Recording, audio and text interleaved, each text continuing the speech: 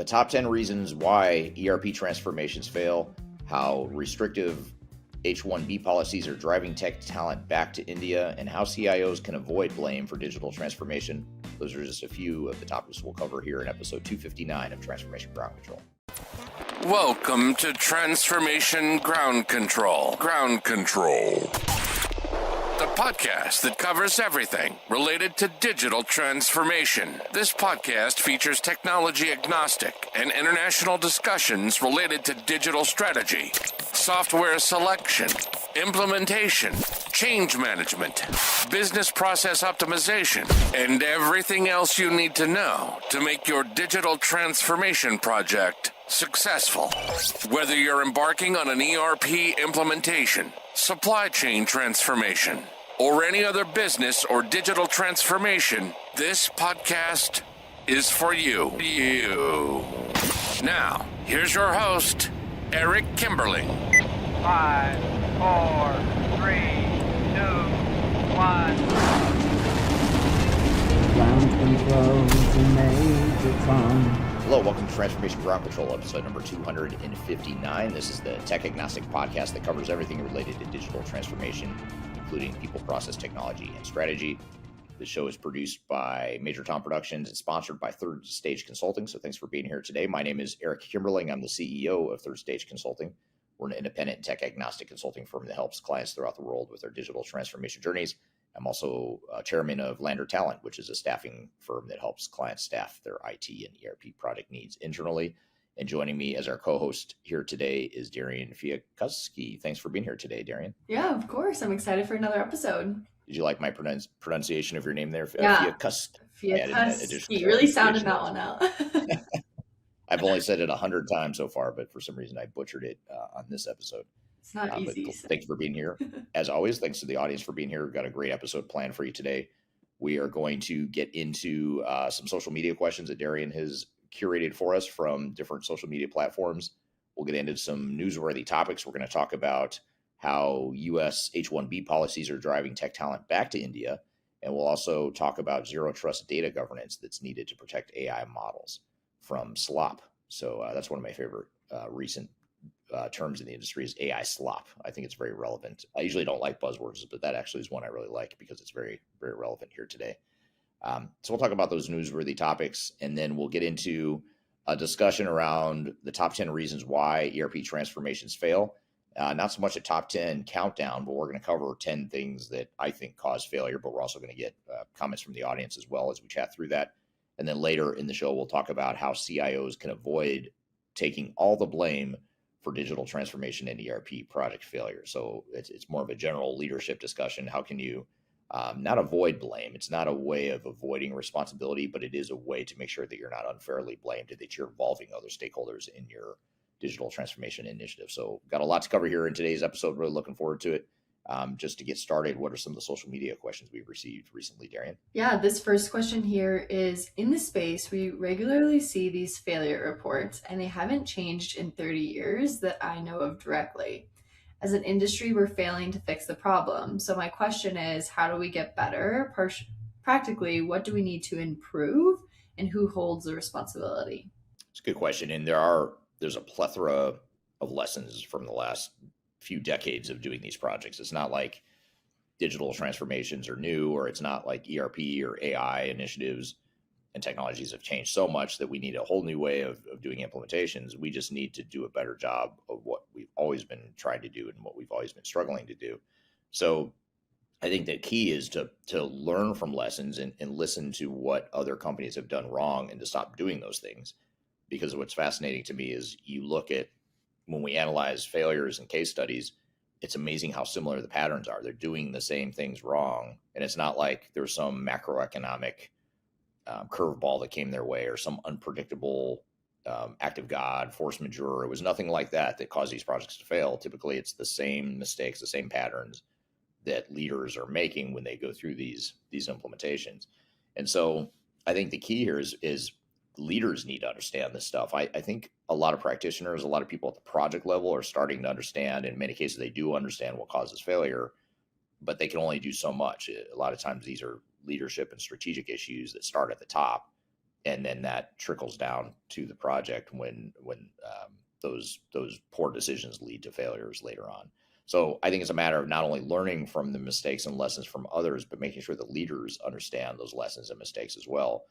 Because I think a problem in the industry too is that the bigger software vendors, especially in the big system integrators, they've mastered the art of telling executives what they want to hear. And they've mastered the art of sharing this utopia type of vision of the art of the possible and all these great sounding things. And so it's created this false narrative for leaders to where they think if I just hire this big system integrator or this big vendor, I'm going to get all these things that I want that sound too good to be true. And so it's a hard thing to counter, but if you're an internal person and you have credibility with your leadership team, I'd say make sure your leaders understand the failure points, not to scare the bejesus out of them, but to help them understand that these are difficult projects. They're not going to be easy, and we need a lot from you, Mr. or Mrs. Leader. Here's what we need from you, and here's how we're going to navigate these risks along the way. So that'd be my high-level advice. Yeah, absolutely. Some great points there. Our next question today was from one of your LinkedIn posts, Eric, and it's, if only a corrupted database can cause severe shortages, delivery chaos, and empty shelves, why was immature software put into production?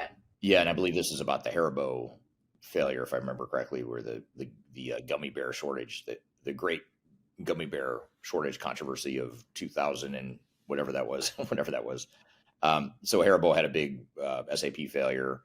Project wasn't ready for prime time. The data was flawed. They had a host of issues. You can go to my LinkedIn, or I've also written articles about it. I've done a video on it, on this case study. It's a super fascinating one. But I think I can't answer the why that decision was made for you because I wasn't there and I'm not part of Haribo's team, and Haribo is not a client of ours. So I don't know the inner workings of how or why that decision was made. But what I can tell you is that someone absolutely at the leadership level dropped the ball on that. I mean, that's something that a leader should have been informed of, and it's something that a leader should have made decisions regarding. Now, shame on the project team, whoever thought that was a good idea to go live when the data wasn't ready, the system wasn't mature and fully tested. Shame on the project team. I'm not sure how that happened. If I had to speculate, and this is pure speculation, not based on any known fact, but just based on patterns I've seen in the industry, I'm guessing the system integrator convinced the client that everything is fine. We'll deal with that later. We'll deal with that after go live. This is a normal part of the process. Yes, everything's a mess, but that's just the way these projects go. System integrators do have a way of being pretty good at normalizing failure because if you think about it, they're not the ones that have to deal with the consequences. They're getting paid either way, whether this project's a mess or whether it's a resounding success, they're going to get paid the same. And by the way, they're not going to be around to see the disaster that they might be creating. So of course, they're going to tell you everything's fine. But it's up to you, the leaders, to ask the tough questions and to have enough internal competency and knowledge to be able to ask the tough questions and to challenge the system integrators. One way we see clients do this, or actually two different ways we see clients address this, and we've seen them address it successfully, is one is you can hire a firm like ours, like a Third Stage Consulting, that is independent, tech agnostic, that can be more of a client side representative, not to sell software. You don't want someone in that role that's trying to sell you software or has a services team that's focused on one software because they're biased and they have a conflict of interest. But if you bring in someone who's purely tech agnostic and vendor neutral and 100% client side, in other words, they're only making money from you. They're not making money from software vendors, and they're not beholden to any software vendor. That's the person you want in your corner, helping you challenge these assumptions and challenge these risks and to make sure the project stays on track. Another way you can do it, in addition to hiring a third-party consultancy, is to bring in your own internal resources. If you can hire staff, even if it's contract staff or temporary staff, that can be just on your side, they're part of your team, they're not part of the system integrators team, there's someone that can represent you, that's another way around that. And that's why we started with a partner of ours, we started Lander Talent. It's a staffing company that does IT and ERP staffing. Part of the reason we did that is because we want clients to take control of their projects. We want them to have access to resources that they manage, that has no conflict of interest, that they just work with directly and manage themselves. So that's another way to do it, is you've got to counter those external forces that are biased. You need to counter it with agnostic people, and in some cases, people that might be on your team. Yeah, absolutely. And speaking of staffing, I want to get into our first article of the day. This is kind of a good segue, which is talking about the restrictive H-1B policies that is driving some tech talent back to India and can be reshaping the global IT as a whole. So, this article outlines how tighter H-1B visa policies in the US are pushing skilled technology workers, particularly Indian nationals, back to India. As a result, global IT delivery models are shifting, and more engineering, development, and innovation work are being anchored offshore rather than within US based teams. Why this matters, according to this article, visa uncertainty, longer processing times, and higher rejection rates are reducing the US's ability to retain international tech talent. In response, companies are expanding operations where returning professionals bring global experience, leadership skills, and technical depth. This trend is accelerating India's role in strategic IT hub rather than just a low-cost outsourcing destination. And then lastly, just the key takeaway, this article highlights a structural change in the global IT talent flows. Restrictive immigration policies are not reducing demand for skilled technologists, but are redistributing where that talent lives and works. This shift is reshaping enterprise IT operating models, workforce strategies, and long-term innovation pipelines. So obviously something that just like worth noting for what's going on as far as tech talent. But for you, Eric, a couple of questions. Do you see this trend weakening the US long-term position as a global technology leader, or do you see that a lot of their teams will just be outsourced? Yeah, it's an interesting point, and I wasn't aware of those stats or that general trend, but it's not surprising given some of the immigration policies that the U.S. has put in place. And I'd say this is true for any country, not just the U.S., but any country that's relying on outside foreign talent. Is that on one hand you do need them, and they obviously serve a purpose, and I don't want to get into politics or immigration policies per se, but you do need a certain amount of that skill set and knowledge base. And it's not ideal when they end up having to go back to India. In the case of the U.S., especially, working with a company or resource in India is very difficult, not only in terms of geography and culture, but also just because of time zone differences. It slows things way down, and it slows down decision making and progress because you've got people on different sides of the world operating in different time zones in many cases. But I'd say even more importantly than that, though, is you have to ask the question, why not build? Why are we not? And when I say we, I don't mean Americans. I just mean we as a citizen of any country, whatever country you're in. Why are we not investing in building the competency amongst our own people? Not that there's anything wrong with people in other countries with those same competencies, but if we've got people here that are capable and could be trained to provide some of those competencies, why not do that? What's holding us back, I guess, would be the question, because it's a lot like outsourcing in general. The easy, I don't want to go so far as to say it's the lazy answer, but it is an easy answer just to say, okay, I'm just going to go outsource this to someone who already knows this stuff. I think someone, within different government institutions throughout the world, they're probably going to have to say, hey, why not invest in the infrastructure to build this amongst our own people? So that'd be more my long-term solution. Easier said than done, and you need to get a lot of other people way above my pay grade involved in getting that done. But that is the ideal scenario for sure. For sure. And then as far kind of to build off of that, for CIOs, how should they rethink or think of their talent strategy when something like this is just trending? Yeah, I think it makes talent more scarce. It makes talent that's going to be in higher demand, and it makes building your own bench of talent even more important. And I'll tell you what not to do. I would say as a result of this, I would not say, well, let's just go hire, a big consultancy and let them handle it because I can't find the right talent. I would not do that, because that's just going to exasperate the problems and make things worse and more challenging for you if you just try to outsource too much of the project to someone else. But what you can do too is, I think you just have to be more aggressive and more deliberate in terms of finding talent that you want on your team, knowing that talent is more scarce, knowing that I think there's going to continue to be a scarcity of talent, not only because of what you're describing, but then you combine and add to the fact that so many software vendors have products that are nearing end of life, end of support, that there's going to be a burst of ERP and digital transformation projects for the next 3 to 5 years at least. And then you add on top of that AI and the whole AI drive, the mad dash that a lot of organizations are having now. It's just going to create more and more demand for a limited pool of talent. So whoever wins that war on talent and the war on getting the best talent they're the ones that are going to be successful, and the ones that lose that battle are going to end up with a lot of failed ERP projects on their hands. So I think just being more aggressive, and you can reach out to us, at Lander Talent and Third Stage. We can help you find those resources, and we're really good at it. So I think having that internal talent becomes more important than ever as a result of all those things. Yeah, absolutely. Well, it's really interesting and something that we'll definitely return back to if it continues to trend, I'm sure.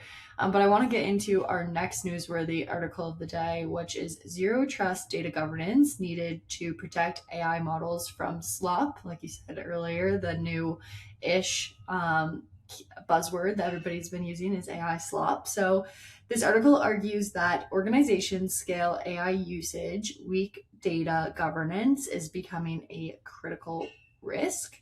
Without zero trust principles applied to data access, quality, and lineage, AI models are increasingly vulnerable to data slop, low quality, biased, redundant, or uninverted data that degrades model performance and trust.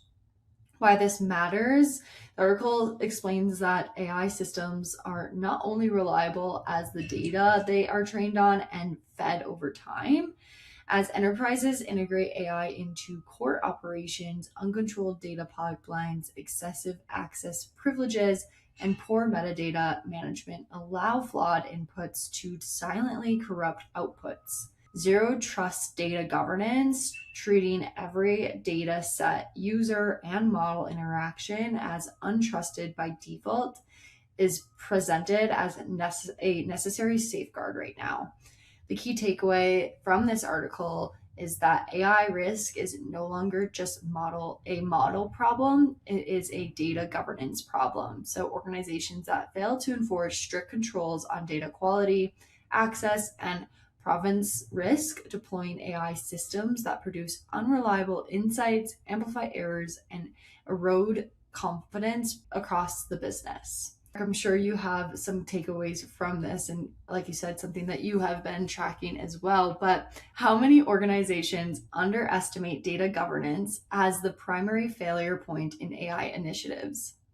I think in general, data governance is severely underestimated, especially in today's AI world, as you mentioned. One thing, though, that was coming to mind as you were describing the scenario is I understand the zero trust tolerance approach to data governance, and that is an aggressive, effective way to ensure that the data inputs into your AI models are not flawed or not likely to produce slop because of bad data. However, there's a reality, an operational reality, and a conflict that gets created there because now you've got now you're slowing things down by having that zero trust policy. You're going to slow things down. It creates a certain amount of rigidity that, yes, it solves one problem, but now does it slow down the speed of your organization? Does it slow down the adoption of AI now because you've got these potentially restrictive policies that might actually reduce adoption of the technology? So you have to look at it all in context. If I'm a pure cybersecurity or data integrity type person, then I love the idea. It's great. Please do more of that zero trust approach. But as a business operational realist, I've got to say, well, is that realistic? Is that swinging the pendulum too far? Or are we overcorrecting by taking a zero trust approach to data? The other question I have related to this is how much of this is really a data issue? And data is an issue. Don't get me wrong. It's been a thorn in the side of organizations and tech initiatives for the entire time I've been in this space. So I understand the importance and the flawed approach that many organizations take to data governance. And I know it's a sore spot and a problem for a lot of organizations. But even if we solve that, I do have to wonder how much of that is just because the data is flawed and the inputs into the AI models are flawed versus AI is still a relatively immature technology and it still has a long way to go to become more mature. So until I know how mature technology is going to be in the long term, it's hard for me to say, yeah, take a zero trust approach, because we might be overcorrecting for something that's overcorrecting a problem that is not the entirety of the problem. Yeah, absolutely. And with that, who should own AI data accountability Should it be like IT, security, data teams, or business leadership? Or who do you think, in your opinion, should really be the owner of this? Great question, and this is actually a funny question because I've been, I always try to spark debate on social media, partially because it's fun just to spark a debate, but also because I just learn a lot from hearing different counterpoints, and sometimes I put out comments that are a bit extreme, even for my own posture. It might be even more extreme than I really think, but I do it as a way to get the counterpoints out, like as a way to draw out people that will respond the opposite of that way. And one thing I've been in somewhat of a debate on social media about, I've been trying to explore on social media, is this whole thing of like, who should be in charge of making these tech decisions? Should it be IT leadership or should it be general business leadership? And I think it's a big debate in my mind, because getting back to the cybersecurity thing again, if the cybersecurity expert is probably going to tell you that what you said, Darian, is an awesome idea. Yes, zero trust, that's awesome. That's what every organization should be doing. But then again, like I said, someone on the business side might say, well, hold on, that's creating problems for me over here operationally. And someone's got to settle the conflict. Someone's got to decide where on that continuum we fall. And that has to be someone at the leadership business level. So I actually don't think it should be an IT decision or even a business process owner decision. I think it has to be a leadership decision. And so I don't know that either party should own it. Honestly, I definitely don't think IT should own it. I know a lot of, and this is where a lot of people on social media are strongly disagreeing with me. And maybe over time I'll be proven wrong, but I don't think IT should be making these decisions unilaterally. Like a cybersecurity decision, yeah, there's a minimum amount of cybersecurity that your organization should have, and your IT department should set that low, whatever that minimum threshold is. But I think there's a tendency for IT professionals to want to do a great job and to go to the next level, which is fine. Whether it's putting in cybersecurity policies or creating IT standards, there's a lot of different things that IT people could be doing, but you are going to get pushback and resistance from the business, partially because they have the operational realities they've got to balance that out with. So I think it's more of a leadership discussion. I think it has to be someone at the executive level that makes those sorts of decisions to settle the inevitable conflict between technology idealism and business operational needs. Yeah, that makes sense. I'm interested to hear what our audience thinks on that too, if you say that some people have been disagreeing with you. But my last question today is, can AI governance succeed without first fixing legacy data and process discipline? Yeah, it's very difficult to. I'm not saying you can't, but it's extremely difficult to do that, and your odds of success are extremely low if you don't have data governance and process discipline and process governance and all that stuff. So I think that is a prerequisite to a successful transformation, is to have process discipline, data governance, and at the very least, if you want your changes in your transformation to stick and to deliver business value and to not create a messiness for you operationally later on, you're going to need to have those pieces in place. Yeah, absolutely.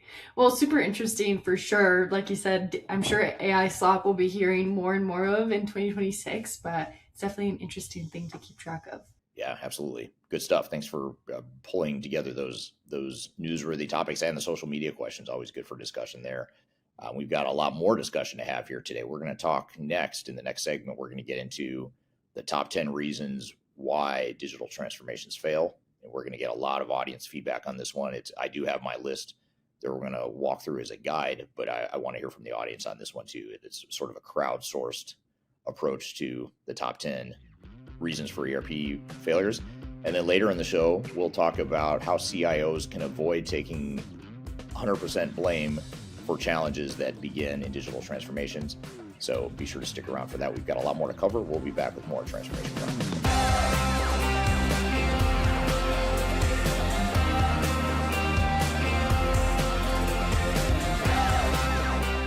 I'm Greg Benton. I'm the Chief Strategy Officer with Third Stage Consulting. And if you are embarking on your digital transformation journey or in the middle of that journey in 2026, you're going to want to see our digital transformation report. This latest edition really dives into a lot of the key trends that we're seeing in the marketplace and the ecosystem right now. It also highlights a number of the things that are happening with AI being an important component and integral part of the ERP systems that are leading the way right now. Also, the shift toward composable and best-of-breed cloud solutions is really accelerating the decline of monolithic ERP replacement. The opportunity to download the report is found at thirdstage-consulting.com. And you'll also find other tools that will help you in the initiatives and the business planning that you're doing for 2026. Don't leave Phase Zero without it. Reach out today. I want to encourage you to read our Guide to Organizational Change Management. It's a free report or a free guide that we published. It's one that I actually wrote that talks about best practices and lessons learned as it relates to change management. So as you know, on this podcast, we cover a lot of stuff related to the human sides of change, organizational change management, including training, communications, org design, all kinds of stuff as it relates to change management. So if you're trying to learn more about change management or you're looking for more direction and ideas on how to get started on your change management strategy and your overall journey, be sure to check out this guide. You can read it by scanning the QR code on the screen in front of you, or in the links below for this particular podcast episode. You can find a link to take you to the page that will allow you to register to go ahead and download that and read it for free. So be sure to check it out. It's the Guide to Organizational Change Management, written by yours truly. I hope you enjoy it. Let me know what you think, and hope you enjoy the rest of this episode.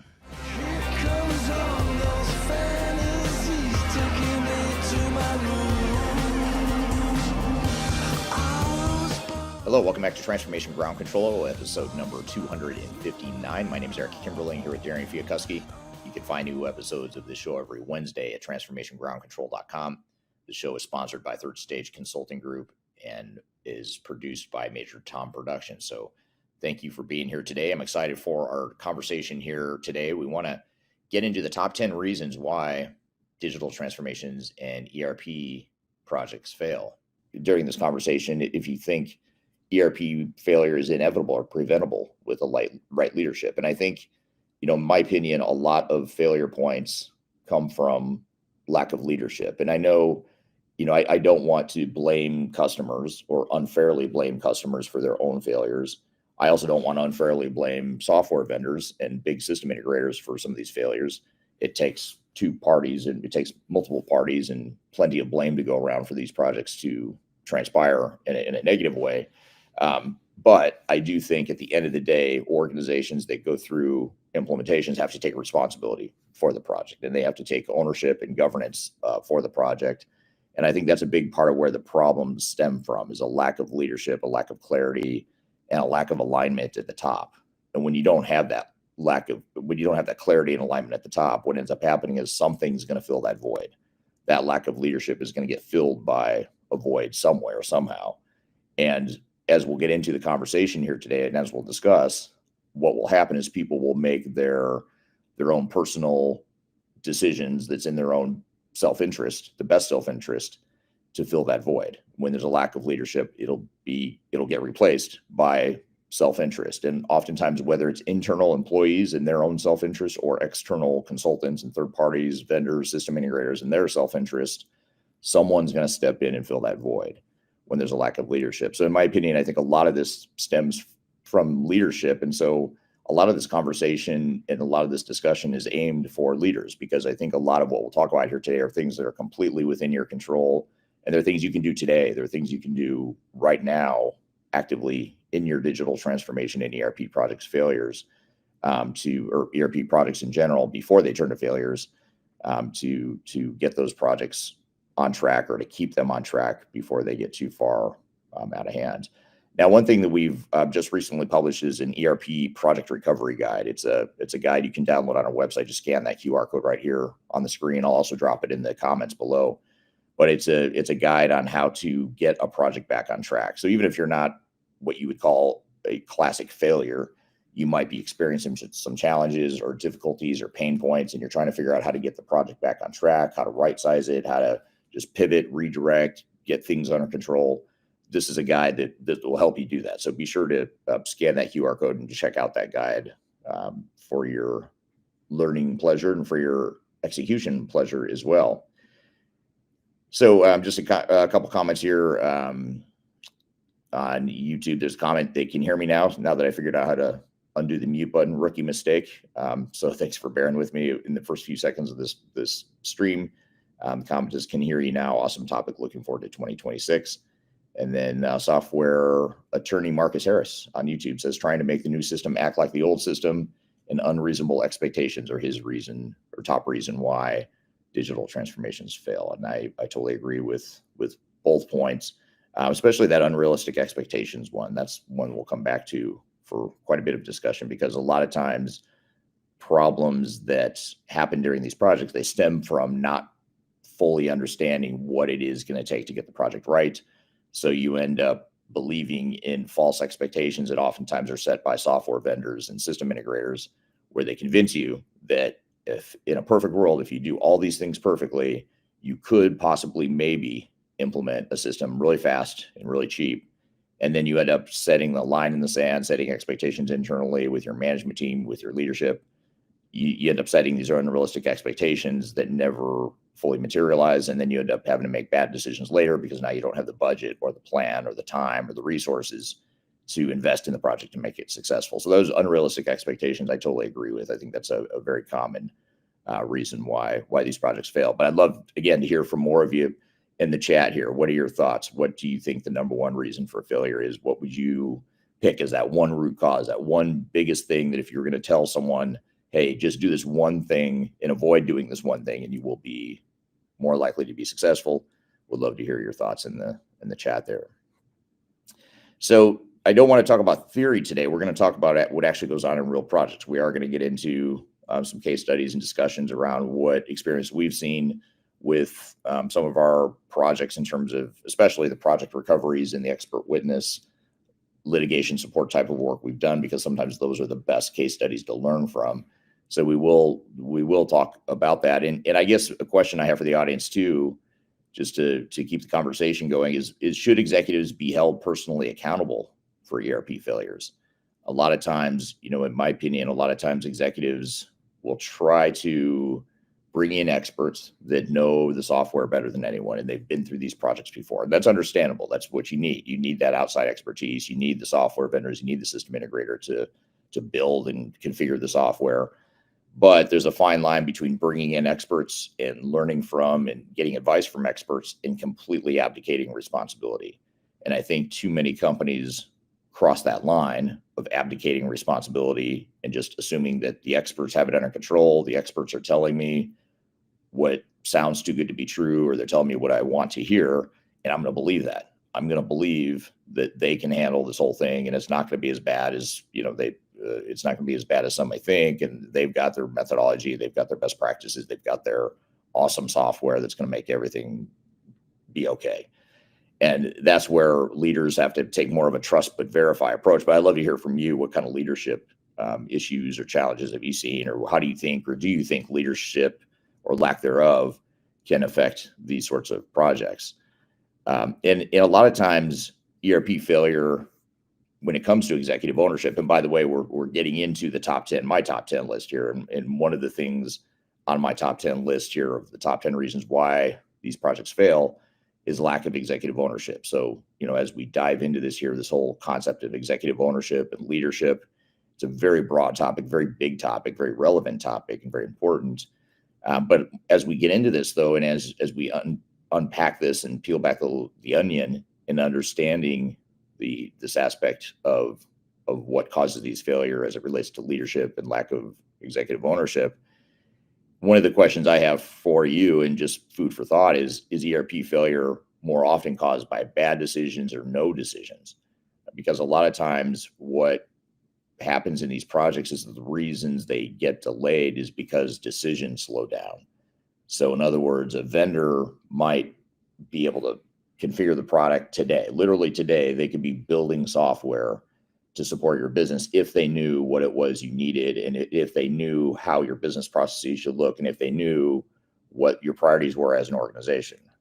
But that's a big if. And when an organization doesn't fully understand what their future state is, and they don't have a clear vision for the project or clarity around what it is they're trying to accomplish, what the goals and objectives and the business value and the business drivers are, if those things aren't understood, and clearly articulated by leadership to the rest of the organization, it causes a lot of confusion in these projects. And it may not seem relevant at the time. It may not seem like confusion at the time.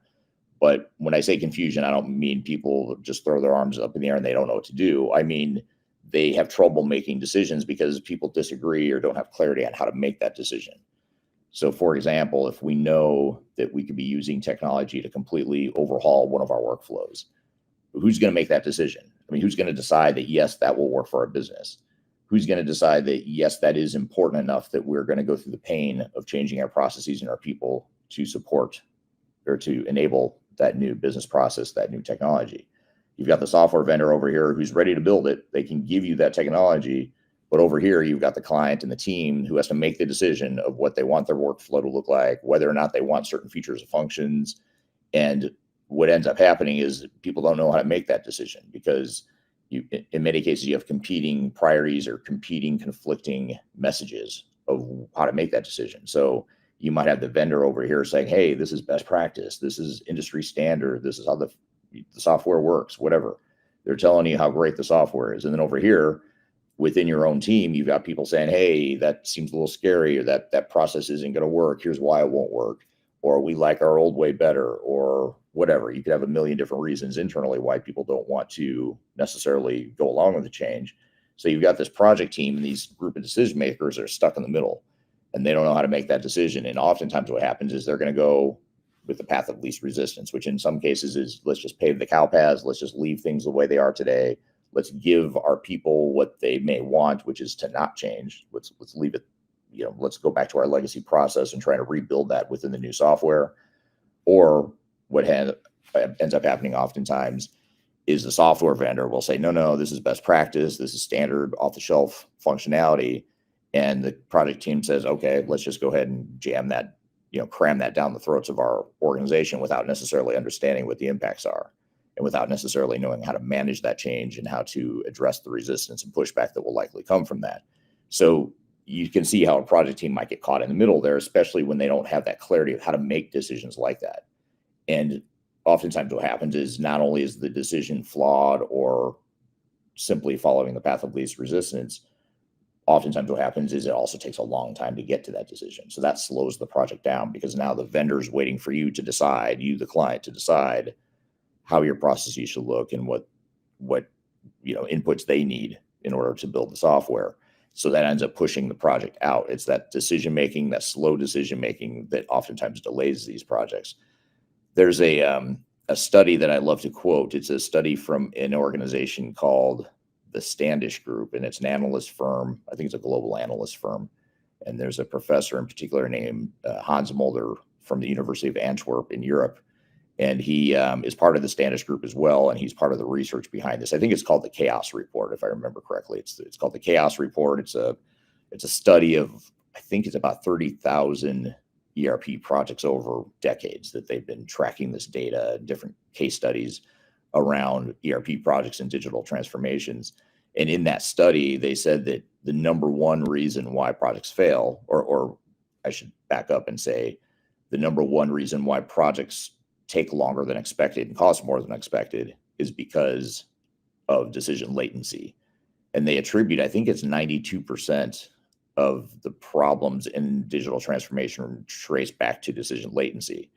So in other words, it's because companies can't make decisions fast enough. The speed of decision making is too slow to support a project plan. Now, I would argue that project plans should always have buffer in there or should have tasks within an overall plan to accommodate decision making, because you do have to make decisions.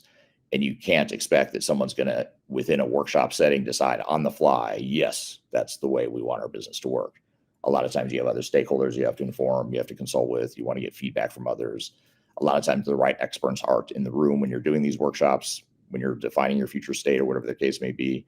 So to make immediate decisions is not realistic to begin with, but you also don't want decision-making to take so long that it ends up unnecessarily elongating the project plan and extending the budget.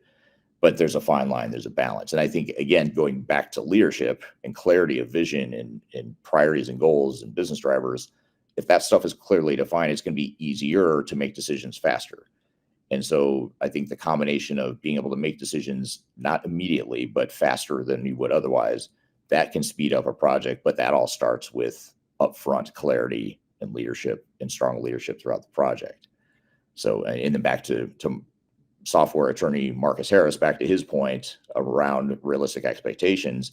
Part of realistic expectations is looking at a vendor's plan and assuming, and this is a very safe assumption, by the way, the very safe assumption to make is when you get a proposal from a software vendor and or a system integrator, it is very, very extremely safe to assume that that is unrealistic, that the plan you get from a vendor is incomplete and unrealistic. Not because they necessarily want to mislead you, not because they're necessarily lying, but because they are assuming a set of assumptions that are ideal. And most organizations are operating in much less than ideal scenarios or situations. And so you have to assume that it is going to take you some time to make decisions. You're going to have to work through the messiness of defining this future state and getting through some of these decisions that need to be made. So all important stuff, but a lot of that traces back to leadership, executive alignment, ownership. It comes back to the top of the organization in many cases. So I want to go back to some of the comments here that we're getting here, and thank you for all the comments we've gotten here. And again, the question at hand, I have a 2-part question at hand to, if you haven't answered this question yet, this is your homework. Tell me what city and country you're joining from, and tell me what you think the number one cause of ERP and digital transformation failures. If you had to pick one thing, what would that one thing be that you think is the biggest reason why they fail?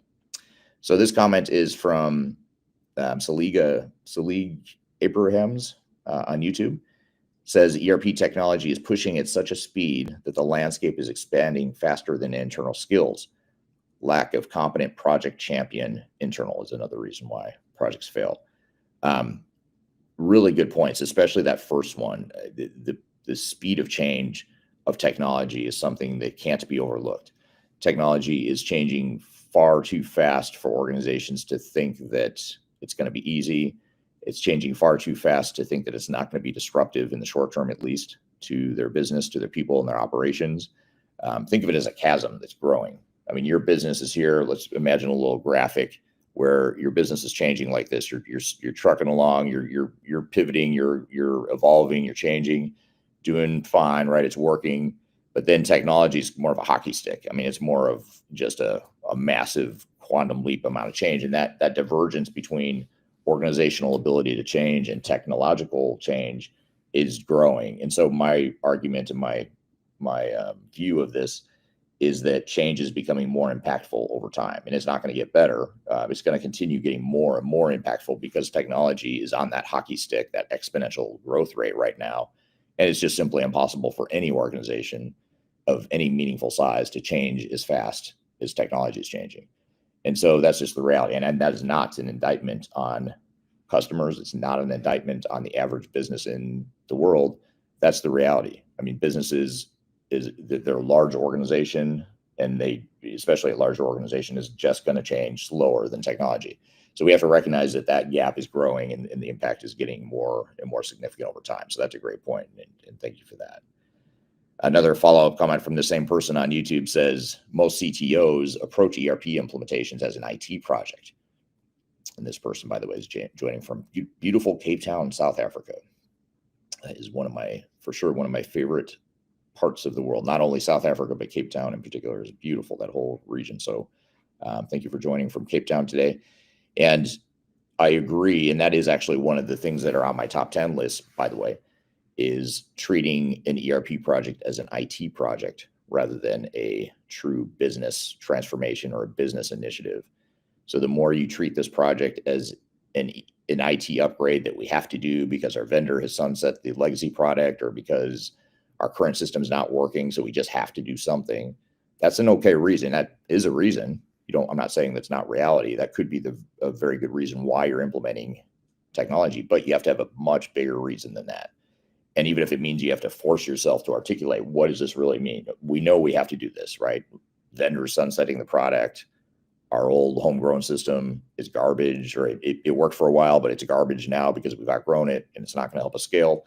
those are very valid reasons. I'm not being dismissive of that, but for an organization to truly survive change successfully, they have to have a lot more clarity than that in terms of what the actual what the project's going to be, and making sure that it's more of a business initiative and more business aligned rather than just simply focusing on the technological aspects of the project. Some more comments here. Another one from YouTube from Edigem on YouTube says accountability is oftentimes blurred when it comes to leadership. Very good point. You need to have clear roles and responsibilities, clear sponsorship, clear business process owners, and clear decision makers in all these different areas of a project. So that's a great point. Another comment coming in from YouTube is amongst small and mid-sized enterprises to larger organizations, a lack of documented processes. Most are held within the organizational collective memory, or most are held within the organizational collective memory.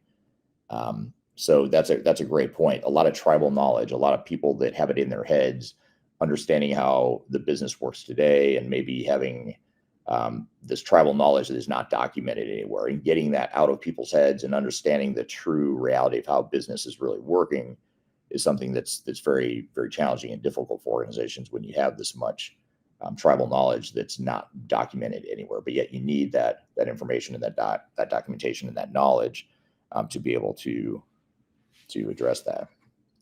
So I just realized I'm having a technical issue with the chat from LinkedIn. I was wondering why I was getting so many comments from YouTube and not many on LinkedIn, when usually it's the opposite. Usually I get more on LinkedIn. So I just realized I'm not getting the comments through the chat. So I'm not going to be able to show the comments, but I will read a few of them here that are great comments. I always tend to get good ones from LinkedIn. So thank you for all of you joining on LinkedIn. Hello. Thanks for being here. Couple questions. Aaron on LinkedIn says, yes, they should. And that was in response, I believe, in response to my question of, should leaders be more responsible? Should leaders and executives take more ownership and responsibility for their own ERP and digital transformation projects? Aaron says, yes, they should. Another comment on LinkedIn. This is from Andrew on LinkedIn. He says, don't allow scope creep, or at a bare minimum, manage it at the leadership level. That's a great point too. And that's, you make a really, really good point at the end of that question, where you say, at a bare minimum, manage it at the leadership level. That's a really good point, because a lot of times leaders don't think they need to be responsible for scope creep. They think, well, that's what the project manager should do. That's what the project team is here for. That's what the vendor is for, is to help manage scope creep. You're going to have pressure to increase scope or to change scope during the project, because no matter how well you plan and how well you prepare, there's a certain things you don't know. You don't know what you don't know when you go into these projects in many cases. And so scope is going to need to be somewhat flexible as you go through a project, but you need someone who has tight governance and who's deliberately deciding what is or isn't appropriate in terms of potential changes to that scope. And so I think that needs to be something that gets escalated to the leadership level. And a lot of times leaders don't want to deal with it. It's like, hey, we're getting too techno talk here. Or we're talking about configurations, or we're talking about customizations, extensions, and integrations, and things that I just don't know a lot about, or that's below the surface of what a leader should be focused on. But you absolutely should be, because these are all things that affect your business. It affects the time. It affects the risk profile of the project. These are all things that leaders just need to do a better job in general of rolling up their sleeves and taking more ownership and responsibility for these things. And that's a hard message to deliver. Sometimes that's a hard message to deliver to our clients, because the answer that most of us would want to hear if we were in leadership positions is, we want to hear that someone's going to handle it for us, and don't worry, everything's going to be fine.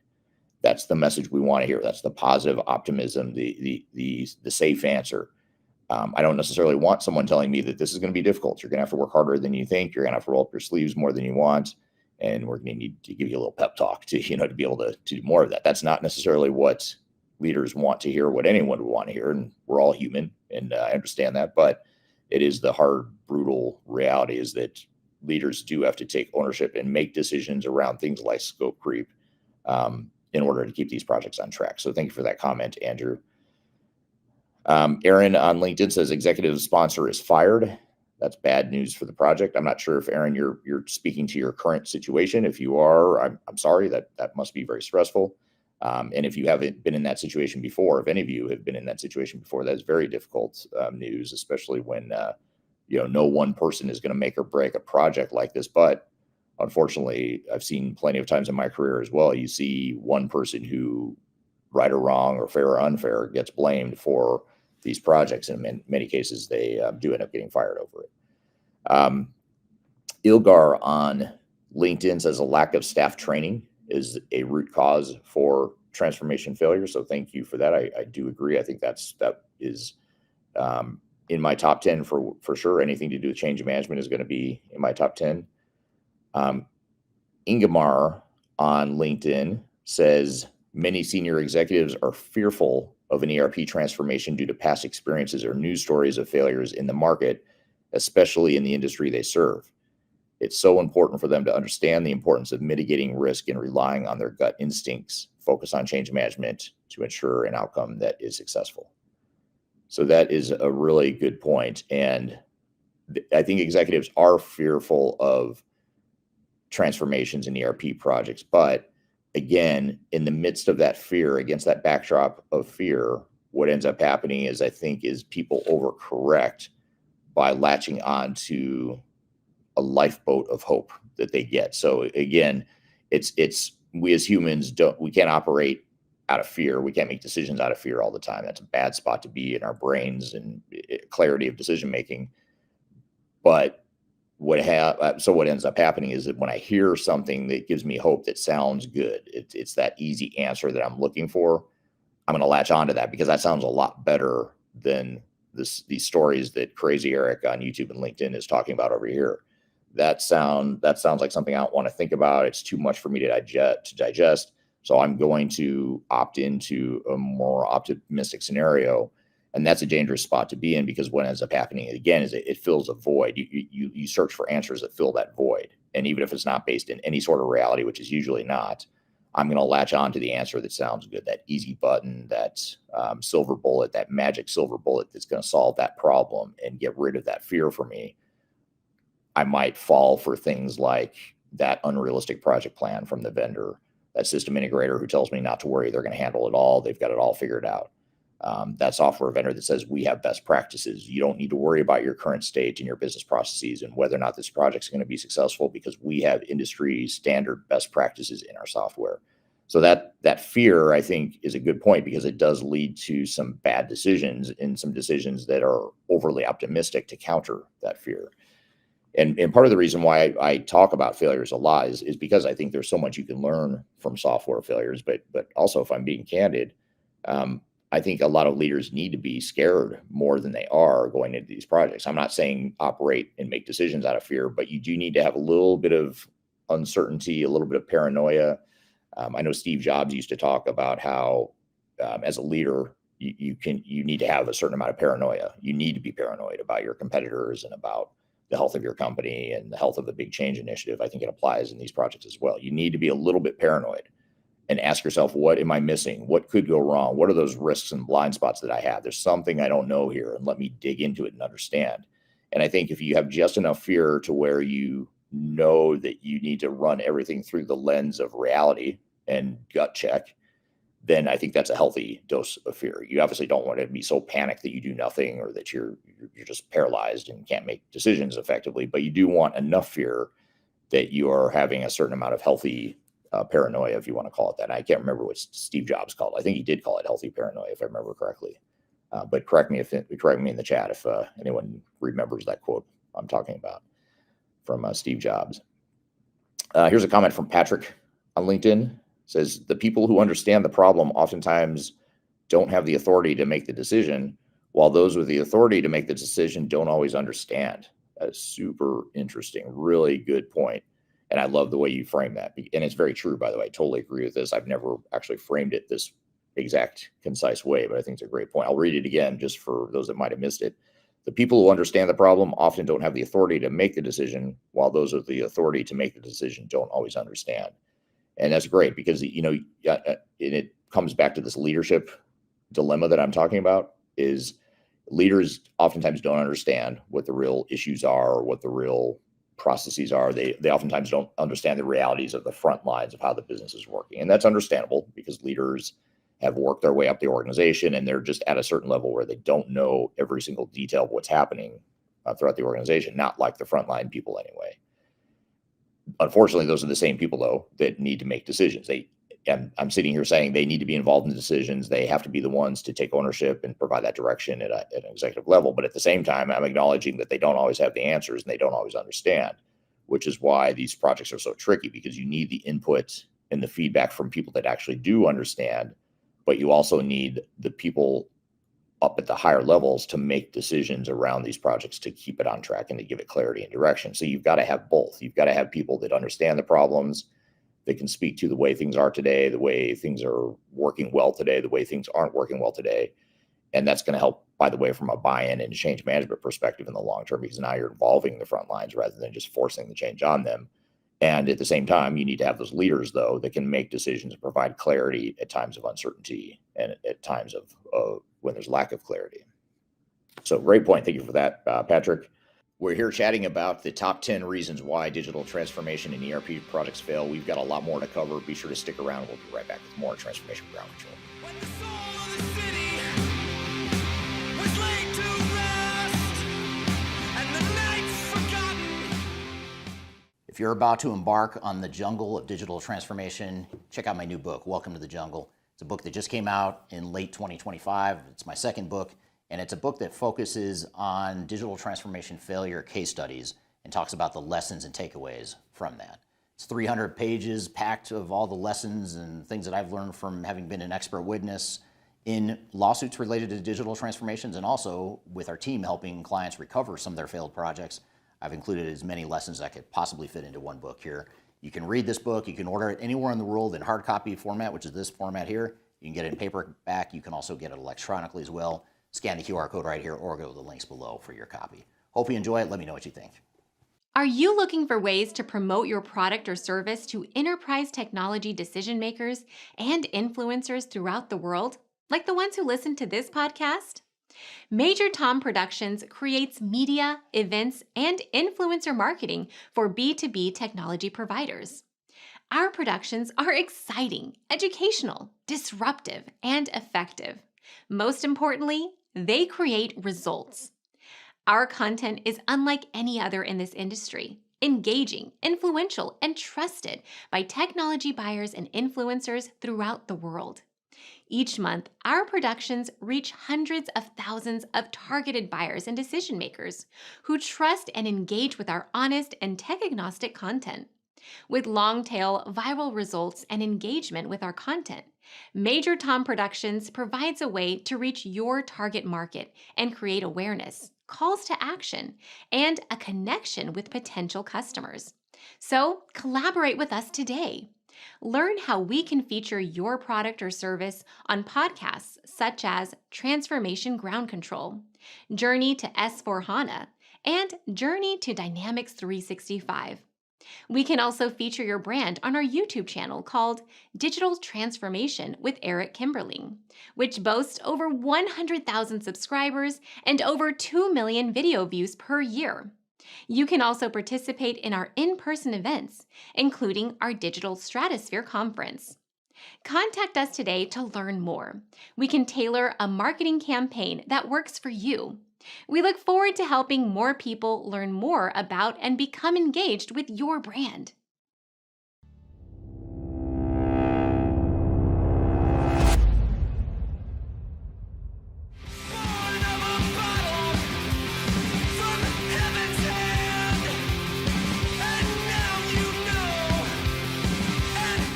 Hello, welcome back to Transformation Ground Control, episode number 259. This is the tech agnostic podcast that covers everything related to strategy, people, process, and technology. Thank you for being here today. The show is produced by Major Tom Productions and sponsored by Third Stage Consulting Group. And you can find new episodes of the show every Wednesday at transformationgroundcontrol.com. We're here talking about the top 10 reasons why digital transformations and ERP implementations fail. Another comment here from Ingemar, calling in from Grand Rapids, Michigan. My wife is from near there, so Thanks for joining from Michigan. She's from Lansing, though, not Grand Rapids. My view is senior executives don't buy into the necessary time and change management required for the team to be successful. This is seen where core team members do not have enough time to dedicate to the project, leading to poor planning and execution. So great point there. Totally agree with that. Ona on LinkedIn says, misalignment on and importance of stabilization period is part of the journey. So I agree. Ensuring that there's alignment internally, that you're going to have stabilization, that things aren't going to be perfect. You're not going to go live and flip the switch and everything's fine. You are going to have challenges and opportunities for optimization for sure. What I think the problem with that, though, and where I would add a caveat to what you're saying, Ona, is yes, you should expect stabilization and you should have realistic expectations around that. But I'd also say that you don't want to be so comfortable with chaos and disruption that you defer a lot of critical things to after go live. I can't tell you how many times I've heard a software vendor say, oh, don't worry about that. We'll deal with that after go live. Or don't worry about that. We'll deal with that in stabilization. Those are scary words to me. Like when I hear those words, I think, okay, hold on. Anything you say, let's just deal with that after go live. I have to ask myself, okay, you've punted the problem out of the project. So we've got this time box, this budget box we're operating in. So you've punted a problem out of there to help us accomplish that. But have you just thrown a grenade over there at go live to where things are going to be so disruptive and such a mess that we're going to pay exponentially more for it later rather than let's just get it right now? And yes, that might mean that the project is going to extend beyond the budget or the timeline. But that's one thing I don't think we should be as afraid of as we are. And I don't want to say, forget project governance, forget project discipline, because you do have to manage the time. You do have to manage the budget, but you have to also know, and this is an art more than a science. You have to know when it's okay to invest a little bit more time and money here, even if it means we're going to disappoint some people because now we're extending the timeline of the budget. If we do that in the name of fixing a huge problem over on the other side of go live, then yes, let's do that, because it's going to be a lot cheaper to do that than to try and fix it later. And unfortunately, most consultants and vendors and system integrators are long gone to ever see the damage and the collateral damage that's been caused by those decisions to punt after go live. They go away and think everything is fine. Look, we finished on time, on budget. We delivered a working product. That is a success. Whereas a lot of times we come into these projects after the fact and say, this is not a success. This is a train wreck. This is a disaster. But yet, though, that same project in the eyes of a consultant or vendor that was involved in the implementation might be, no, it was successful. We finished on time, on budget. The software worked. Well, you also punted 100 different problems post go live, and now they've turned to grenades, and now they're blowing up in our face, and we've got to fix them. So I think having that clarity is really important. So I agree. You want to have misaligned, or you want to be aligned on the importance of stabilization, but you also want to be realistic about what it is too. Tom Weeks on LinkedIn says the true cost of the organization is often underestimated. The resources, time, money, and personnel is often understated, as well as disruptive cost of the organizational processes. The organization needs to be realistic in the challenges as endeavors of this size will require, and commit to it. That's a great point. Thank you for that, Tom. Maria on LinkedIn says business client selecting the wrong business representatives to manage process changes and working in silos. In addition, consultants not having enough expertise to challenge narrow-minded business decisions on design. This creates delays and rework. Really good points, Maria. And what's funny, I'm hopefully you all take this in a joking way. I'm not being critical, because I have the same problem. But I love when I ask a question, pick one thing, and it's so hard for people to pick one thing, and myself included. I cannot pick one reason why these projects fail. So to be fair, I would struggle with this answer too, but it is funny to see in the chat, like, oh, there's one big thing, but it's also this, and that. And I think that's actually a symbolic or representative of what these projects are all about, is because it is hard to pick one thing, and it's a system thing. It's a systematic thing you've got to do. You've got to solve and put together this entire system of governance and expectations and leadership, change management. All this stuff all has to fit together. And any one piece missing can oftentimes derail the entire thing, and that's what makes it hard to pick one thing. Now we're getting a lot of comments here, so this is great. Thank you for that. Another comment here from YouTube. In the midst of a transformation now, so many choices and processes have been forever undefined and nobody will define them. So I just started defining them and 80% of them stick. So that's interesting. Yeah, and someone's got to make that decision of what the processes are and what the decisions behind them are.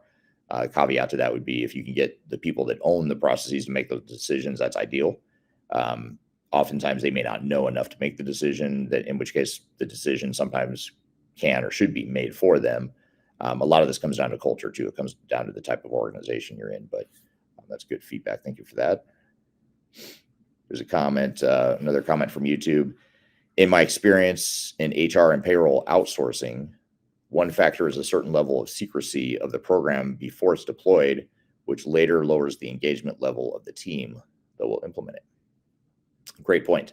And this goes back to the decision process too. You know, which software are we going to implement? Which system integrator are we going to use? What's the timeline and budget? What's the vision for the project? The goals and objectives, all that stuff. A lot of times it gets made behind closed doors and then rolled out to the organization. But oftentimes it gets perceived as being forced down the organization because not enough people, not enough of the right stakeholders and decision makers were involved in some of that decision making. So really good point and relevant point for sure.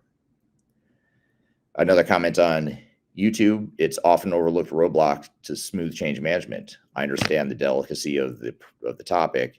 Outsourcing might bring layoffs, but you want to have an engaged team to adapt business processes. And so in most cases, and this is probably a biased comment just based on the fact that we do so much in terms of just broader digital transformations and ERP projects for our clients. And most of them are in growth mode. And so in most cases, they're implementing ERP and technology to not necessarily reduce staff, but just to make them more efficient and maybe hire less people in the long term. But we're not doing big outsourcing projects like it sounds like this person might be. It's the same person, by the way, that said they do HR and payroll outsourcing. Outsourcing, I understand, is a different animal, and that does typically oftentimes lead to reduced headcount.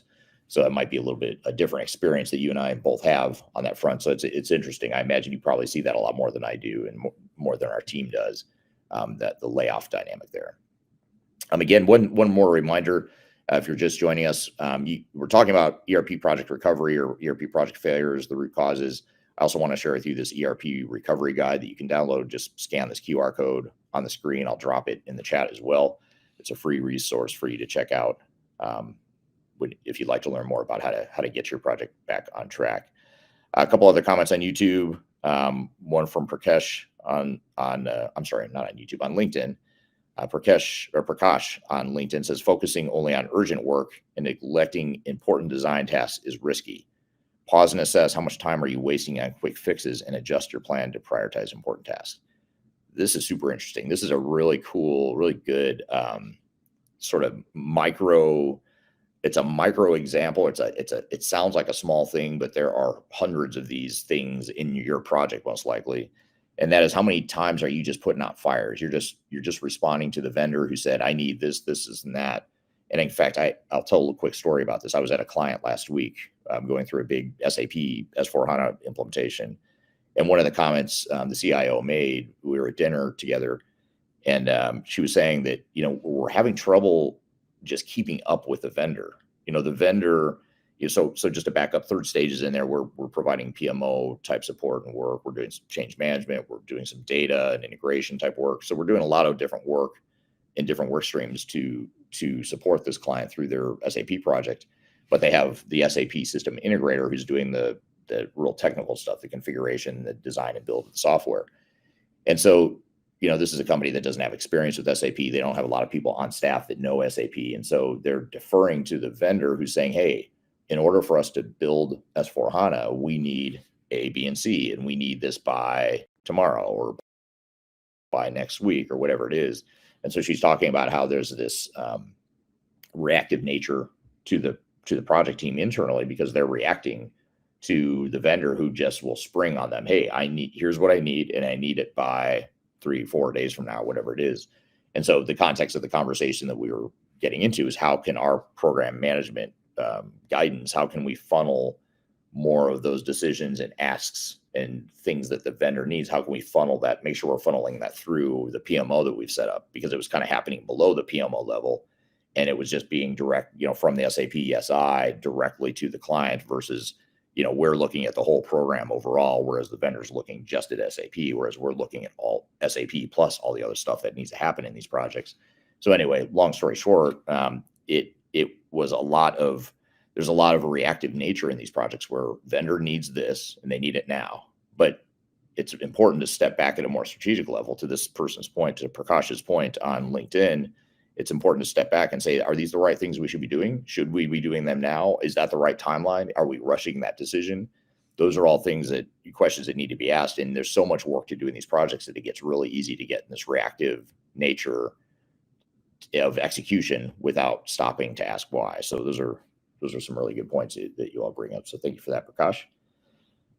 One of the things that I want to bring up too is the question of, at what point does partnering with an outside vendor turn into outsourcing leadership? And this is something that the more I get into my career, the longer I'm in this industry, the more I grow frustrated by this point. And that is, it's a twofold problem. One is, I used to think it was a vendor problem, and now I'm seeing it more as a vendor and a leadership problem.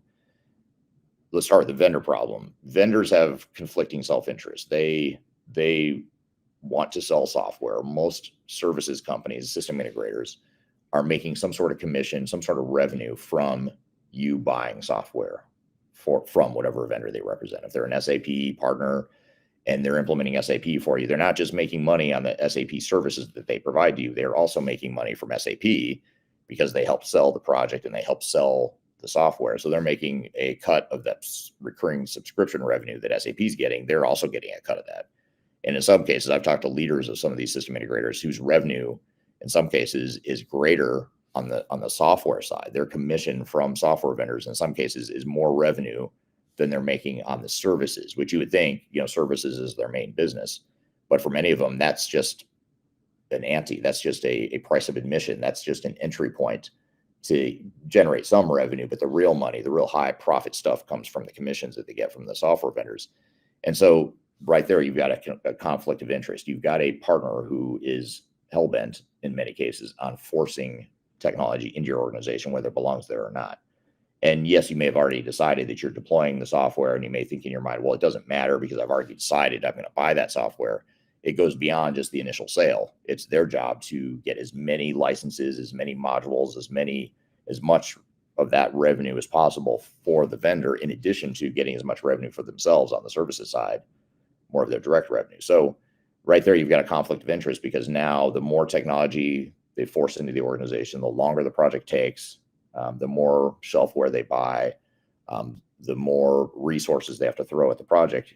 That benefits them, but that hurts you. That's not in your best interest necessarily to spend more money on software services. So that conflict of interest is a real problem. And I used to think, okay, well, shame on the industry, shame on this industry, and shame on the vendors for doing that. But the more I work with, as I've evolved in my career and as I've advanced, and I deal more with executive steering committees and executive sponsors, and I deal mostly at the executive level now, I see that a lot of it is a leadership problem, because the executives sometimes either don't know enough, and it's our job to educate them and help them understand what these projects are going to entail. But a lot of times they either don't know enough, or they don't care. They don't want to know. They want someone just to take away the problem, because this is messy. I've heard about the failure rates. I've seen the failures in the news. I just want someone to take care of it for me. And I prefer it to be an expert, someone who knows the software really well, whatever. And so that leads to leaders who step back and say, okay, I'm just going to let a vendor come in and do their thing. We at Third Stage had a client probably about 2 years ago. This is a big company, a global company, another one that was implementing SAP. And we came in a little bit later. They'd already picked SAP. They'd already started the project, and they were starting to run into problems with their system integrator and with the project itself. And so they brought us in to do an assessment and help them remediate some of the challenges they were having on this S/4HANA implementation. And I remember talking to the vendor about, they were working with one of the big four consulting firms. And I was talking to the client about this, about, just the origins of the relationship and how they got to work with this partner, and how the plan was created, because one of the big questions we had was the plan was unrealistic. The assumptions were off. It didn't match. It didn't fit the business. I mean, it just looked it was very apparent there was a cookie cutter approach to implementation, and it didn't make sense for this business. It was a complex business. It was global. It had multiple business units, but yet the project plan and the strategy just didn't make sense, and it didn't match that. And so we start asking questions of, okay, how did this happen? Let's help figure out how we got here, so we can help figure out how to move forward. And one of the comments that came up in conversation was, we weren't allowed to make certain decisions. And I said, what do you mean you weren't allowed? And they said, well, the way this Big Four consulting firm negotiated their contract is they have ultimate decision-making authority over the project. And I was actually shocked that any company, especially a sophisticated company, which, by the way, this is a large company, like I mentioned, very, very sophisticated procurement department. And we knew that because we went through a lot of hoops to just get in a situation where we could work with them. We had to go through a lot of hoops with their procurement group. So we knew they had a fairly aggressive procurement group. And I was shocked to hear that this of all clients is this same client that had this same rigid procurement process has agreed to let this third party, this Big Four consulting firm, have ultimate decision-making authority. And I said, well, why did you guys agree to that? I mean, first of all, I don't know why any consulting partner would want that, because they should push that onto you. That should be a decision-making, should be the client's responsibility, in my opinion. So I didn't understand why they even asked for it in the first place. I also didn't understand why the client agreed to it. And the client said, well, they said that they wouldn't take the project unless we agreed to let them have complete control and decision-making authority. And then I asked the question, the uncomfortable question, well, why didn't you just let them walk? And they said, well, they do our audit and they've done other work for us too. We have a good relationship with them and we wanted to work with them. So you look at that and you say, was it shame on the Big Four consulting firm, or is it shame on the leaders who decided that was okay and they let the Big Four consulting firm act that way? I'm oftentimes critical of Big Four consulting firms. I used to work at one of them, so I know the inner workings and the what happens behind the curtain, and I don't like it. I don't like a lot of what happens behind the curtain at Big Four consulting firms, so I know how they operate. And so sometimes I'll take more of a shame on them approach, but then you also have to look at, well, who hired them? Who agreed to this? Who's allowing these firms to act the way they do? Some of these larger system integrators, and not just Big Four, but any, system integrator of any significant size, a lot of times they have pretty bad behaviors, but a lot of times it's because it was enabled by leadership. Leadership allows them to act that way. So it does get back to leadership, and I think that's a really important point as well. So great point here from the YouTube comment here. So thank you for that. So we're talking about executive ownership. I think we've covered that fairly well. One thing we have not covered that is in my top 10 list, one of the top reasons why ERP projects and digital transformations fail. This is a really important one, and that is skipping phase 0 and poor upfront strategy. And so a lot of times what we find is that the ERP projects were doomed before the implementation ever started because they didn't do the proper planning up front. They rushed into execution when they haven't aligned on strategy. And a lot of times leaders see phase 0 as an optional task that is just going to extend the timeline. And it's a nice to have if you have time, but we don't have time and we don't have the budget. So we're going to skip over phase 0. It's also hard for executives to see the immediate ROI. So that's a challenge as well, because it's hard to quantify how much time and money this is going to save you later by spending the time and money upfront on phase 0. And to illustrate the point, or maybe to give an example or a scenario that's very understandable to many of you, is if you think about how these projects typically evolve, and I'd say this is probably true 80%, 90% of the time we're working with clients during the initial digital strategy and software evaluation and selection stage. That's a big service we provide to a lot of our clients, is helping them define their roadmap, helping them pick the software or in some cases multiple technologies to support their digital transformations. And you go through this long evaluation process. You have salespeople involved from the software vendor and the system integrators. So you've got a lot of people that have, they have a lot at stake in getting this business from you. They're going to make commission.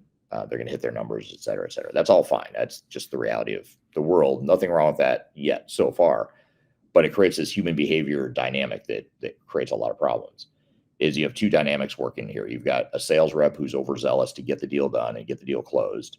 You've got a system integrator who wants to get their people staffed up as fast as possible because that's immediate revenue for them and they're speeding up their own revenue. And then over on the client side internally, you have a project team that's pretty excited. Now you finally have the answer. You know what the answer is to fix our old crappy systems that everyone's tired of and wants to replace, that we've been talking about replacing for years now. Finally, we know what the answer is. We know we're going to implement vendor X. And so you've got the internal team who's excited, they're ready to go, they want to get started. And then you have the human nature of, I want something I can see, touch, and feel. And that is the software. I can't see and touch and feel business process change and change management and all the stuff that's going to make the project successful, but I can see and touch and feel software. So let's just dive into that. So you've got this congruence or this emergence or this series of events coming together in a perfect storm where now we end up rushing into the project because now system integrator wants to bring on their big army of consultants. Vendor wants to sign the cloud subscription contract now. Internal team's excited, momentum's high. Let's keep riding that momentum. And now that's all comes together into let's just go. Let's just start designing and building stuff. We can see it and touch it and feel it. We can make progress. We can talk about how we're hitting our milestones. And every dynamic works against you when you think about phase zero planning. But yet I would argue that's the most important part of the project. The most important phase of the project is phase zero. If you skip over phase zero and rush into the project, I have trouble seeing a scenario where you could possibly succeed with any reasonable amount of probability, because you're going aimlessly. It's like someone just, someone took you on a plane ride and just threw you out and you parachute down wherever you are, and they're asking you to get to California. You have no idea where you are, but you need to get to California, and let's just start going now. Instead of stopping to think, well, hold on, let's figure out where we are. Let's figure out what the terrain is we have to get through. Let's figure out what resources we're going to need to make this trek to California. Let's figure out do we need are we in the right continent? Do we need another airplane? Do we need what's our means of transportation? To think of that analogy, that's a lot like what these projects are like. If you were lost in the desert and you're trying to figure out how to get home, you wouldn't just start walking aimlessly. If you had access to resources or you had time to stop and think, you would stop and think and say, okay, let me figure out what my plan is and how I'm going to do this. But too many organizations skip that. So phase zero is really critical and something that I think is finally becoming better understood in the industry just in the last few years, but it's still one that's severely underestimated. So that is phase zero. Another thing we haven't talked about, and I know we're running a little bit over time, but since I don't have a guest on today, if you're all able to keep listening, I'll keep talking and keep the conversation going for a few more minutes. But one of the things that we haven't talked a lot about, although we've alluded to it, is change management and just governance. So the people and organizational change side of things, as well as project governance. And so a lot of times you have to ask, steering committees meet regularly, but are they actually leading? Are they actually steering the project? And we see a lot of clients where they've got their monthly or their biweekly status report updates to the steering committee. And a lot of times it's a PowerPoint presentation that talks about how great everything is. Yeah, there's a couple of risks over here, but don't worry, they're under control. Overall project status is green. And then here's where we are with budget and timeline, and any questions. Okay, great. We're going to get back to work. It becomes a very routine, going through the motions sort of initiative when it comes to steering committee report outs. But I think it's up to the steering committees that are going through these projects. In many cases, they need to be more actively involved. They need to ask tougher questions. They need to ask, why is that project status report all green? That doesn't seem realistic. It is what I want to hear, but it doesn't seem realistic. That's the kind of question that steering committees need to ask and need to focus on, but yet they don't oftentimes. So having project governance in place to ensure the steering committee has visibility into not only challenges and risks, but also decisions we need from them. When it comes to major process changes, organizational changes, or even you think about AI, many of you are probably involved with AI initiatives in some way, whether it's part of an ERP project or broader digital transformation, or with many of our clients, we're seeing several of our clients right now that are only implementing AI technology on top of their existing tech stacks So it could be an AI first or an AI focused transformation. It could be just AI as part of it, but chances are pretty high you're touching AI or considering AI as part of your transformation. But you think about that impact that that's going to have to people. I mean, those are big impacts, and those are big decisions that leaders need to make and steering committees need to make around not only how we're going to use technology and what technologies we're going to use, but how are we going to provide governance to AI and other technologies? How are we going to change people's jobs as a result of these technologies? And how big of a change and disruption are we willing to take on as an organization? Those are leadership strategic issues. Those are not tech issues. Those are not issues that just the CIO or the project manager of the ERP project should be making. Those are things that should be escalated to a steering committee that says, here's what we think, here's what we recommend, but we need you, the steering committee, to decide and bless this, or tell us if we're off base and tell us what the right answer is. And a lot of times, for those of you that are listening that are not on a steering committee, but you're working with a steering committee, you might say, well, my steering committee would never do that. They would never, roll up their sleeves and get involved. And that's understandable. And that's an understandable frustration. And it's a very concerning frustration. But the easy answer to that would be to force it by saying, here are the things we need from you. Yes, you've delegated the project to us, but these are strategic leadership decisions that we need from you. And, here's what we recommend. Here's the pros and cons of each of the options. We recommend X, but you tell us what you think. Do you agree or not? And let's make that decision, move on.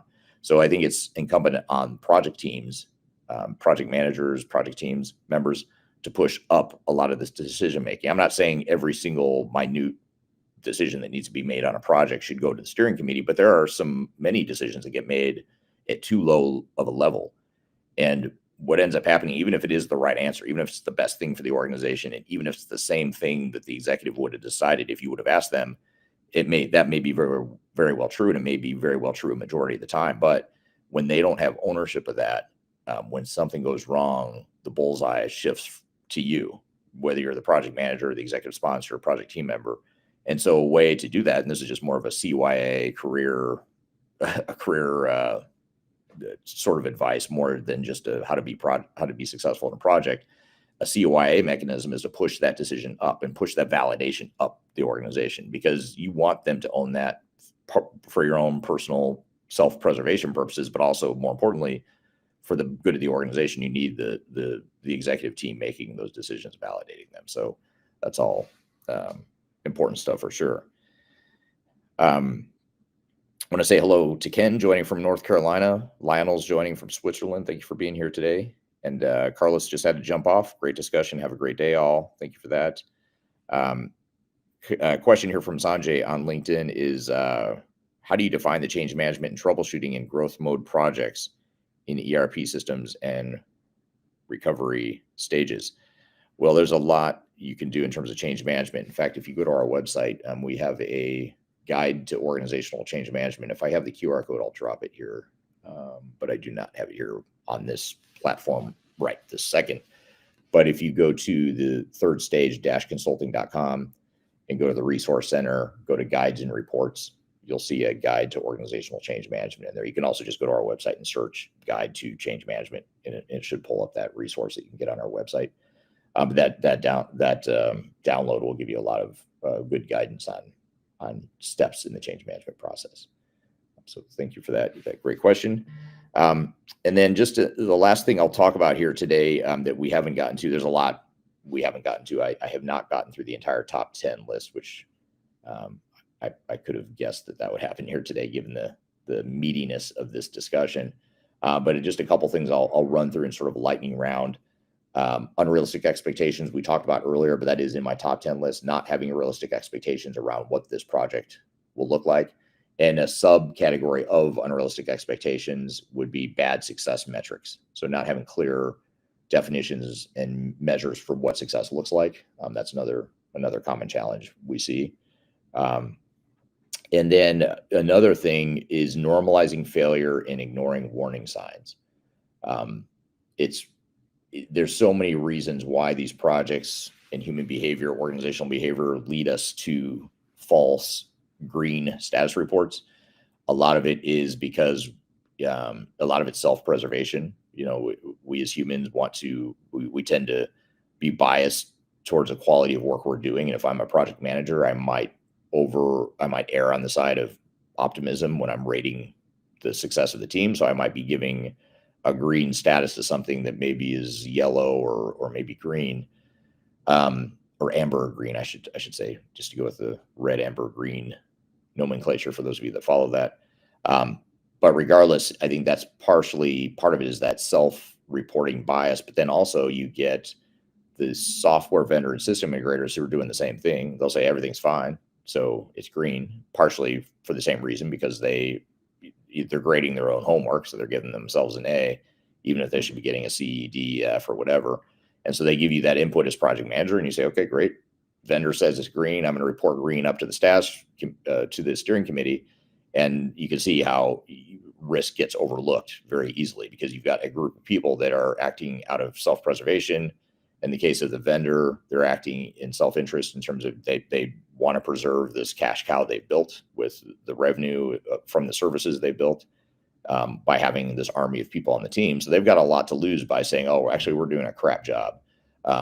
Funny you should ask. Yeah, we suck. This the work we're doing is awful and the output's just terrible and you guys are likely to fail, but let's just keep going. They're not going to say that, even if that's true, even if there are failure points and things percolating under the surface, which there always are. And when I say always, I mean always. There are always risks percolating under the surface. And if you have a vendor or partner who's telling you everything is fine, then you've got a problem with that partner, because no matter who it is, you do have problems. And there's always, it's like that game Whack-A-Mole. If any of you are old enough to remember, I don't even know if that game's still around. Maybe it is still around, but the game where the moles pop up and you have to take the little hammer thing and hit the mole, but then another one pops up somewhere else. You just keep going and see how many moles you can hit in that arcade game.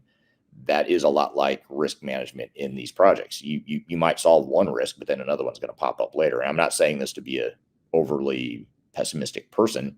It's the reality of change. It's the reality of complexity of digital transformations in ERP projects. It's just the nature of the beast.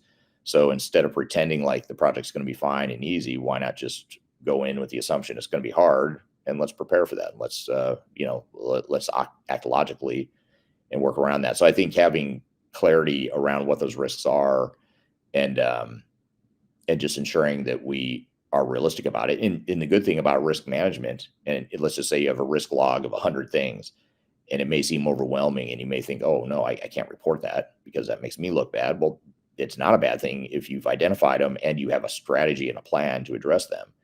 And if you have 100 of them, it may be that, yeah, we've got 100 risks, 80 of them are just low to moderate risk, but these 10 or 20 are high risks or high impact.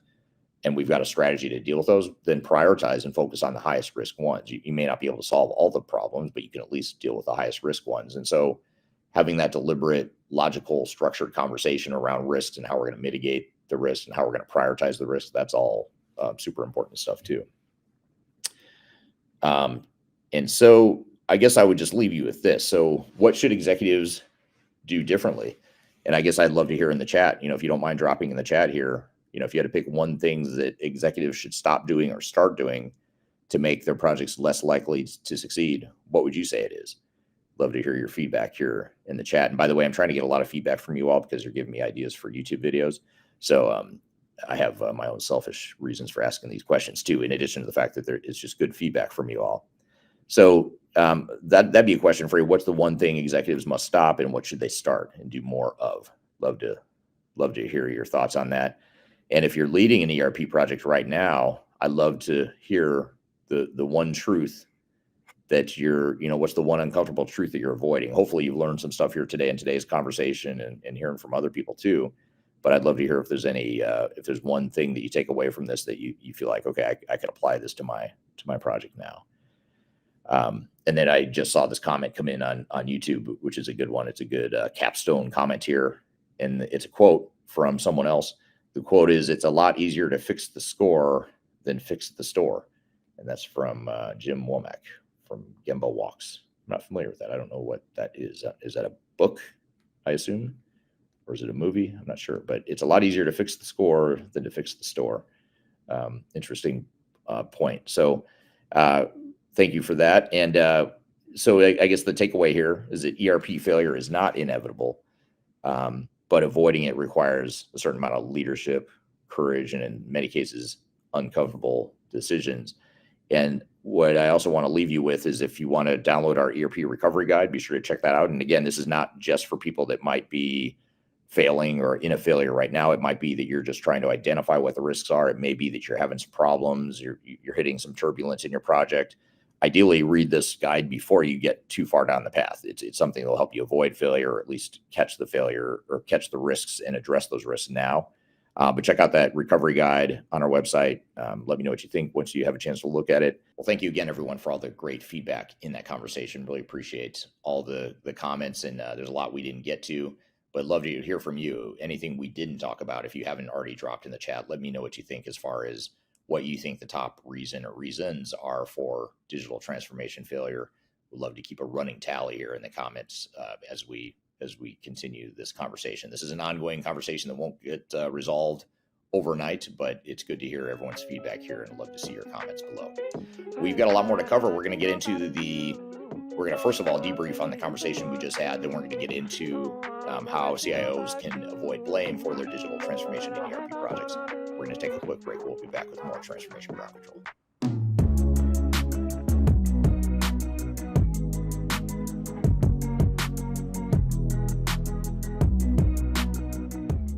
If you're leading a digital transformation or ERP initiative and you want to avoid the costly mistakes that most organizations make, that's where Third Stage Consulting comes in.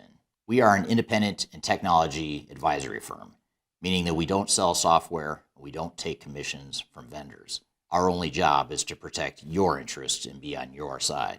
We help executives and project teams plan, deliver, and recover digital transformations and ERP projects, reducing risk, improving adoption, and delivering real business value. If you want clarity before you commit to your digital strategy, or if something feels off track to you, feel free to reach out to us at thirdstage-consulting.com, and my team and I would be happy to help. The last thing you want to have happen is for your digital transformation to end up in court. I've been doing this for 20 years and I have seen everything. My name is Marcus Harris. I'm a software and technology attorney focusing my practice on drafting and negotiating software-related contracts and litigating software disputes across the country. Feel free to reach out to us at taftlaw.com. We'd love to talk to you about the litigation process and what you can expect. Sometimes all I think about is you. Late nights in the middle of June. He waves been faking me out. Can't make you happier now. Sometimes all I think about is you. Hello, welcome back to Transformation Ground Control, episode number 259. My name is Eric Kimberling, here with Darian Chwialkowski. And Darian, we just had the conversation around top 10 reasons why transformations fail. I don't know if we got through all 10 of them. I think we did. We probably got through 10 plus a bunch of other ones that the audience had. But what were your thoughts from that conversation? Yeah, good conversation. I love when the audience definitely chimes in and gives their different opinions and questions. But I do have some follow-up questions that I feel like that conversation could have gone on for even longer. So I want to just follow up to kind of wrap it up a little bit. First of all, talking about how ERP is not an IT project and how it's more of a business commitment. With that, when organizations treat ERP as an IT upgrade, what business risks are they ignoring specifically? Yeah, so the business risks that get overlooked when we treat these projects as IT projects instead of business projects is we end up making deliberate decisions around what we want our business processes to be, what we want our operational strategy to be, what we want our organization to look like in the future, how people's jobs and responsibilities are going to change. All those things are more important than the technology decisions themselves. And so if we treat the project as an IT project, what ends up happening is you end up forcing technology into an organization that's not ready for it. They're not going to accept it. And your operations aren't going to align with that technology. It's easy to think that, well, that's okay because technology has best practices built in, it's standard workflows. Other companies in the same industry use the same software, so we're just going to deploy it. And we'll do some end user training and get everyone on board, and we'll go live, and everything will be fine. Well, with technology as advanced as it is today, especially as you get into AI and some of the other advanced workflows that are available within ERP and enterprise technologies, the impact to organizations is a lot more significant than most people realize. And so you have to be able to address the operational and people side of things. And you also have to make sure that the technology is being deployed in a way that is consistent with and aligned with your overall business strategy and objectives. Yeah. Absolutely. And one question on like the whole we'll deal with go live after, or like we'll deal with something after go live. What are problems that are really being deferred when teams say that? Yeah, there's a lot of things that get deferred, and I've seen a whole variety of stuff that vendors will try to push to after go live. The most common one I'd say is certain functionality. Like our software can do A, B, and C. We can only seem to figure out A and B right now. But we'll solve for requirement C after go live. The problem is oftentimes problem C that got deferred to after go live is something that's a fundamental part of our business. It's part of how we operate every day. It's how we service our biggest customers. Our customers expect that of us, and we can't necessarily just ignore it for a short amount of time. So that's probably the biggest one. Is there certain processes, workflows, or functions that just get punted out later? Or another common one is we have issues with the system. It's working good enough that we could go live. There's still problems, but we'll fix those after we're in production. And that is one of the worst decisions you can make, because we were talking about data and process optimization earlier. Your data gets screwed up, your processes aren't working right. I mean, that's a recipe for disaster, because not only is it going to bring your operations to a halt, but it's going to completely demoralize your team, and they are going to push back and resist the new technology harder than you can imagine.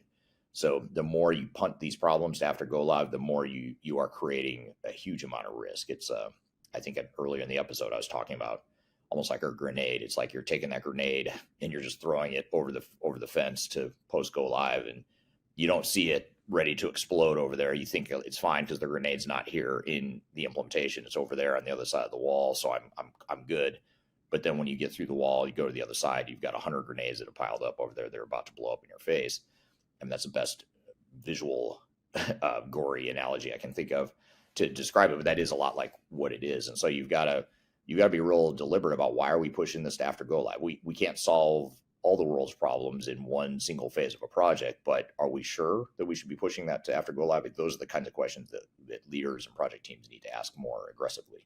Yeah, absolutely. And one last question, kind of to go with that, and then also like to touch on governance versus judgment.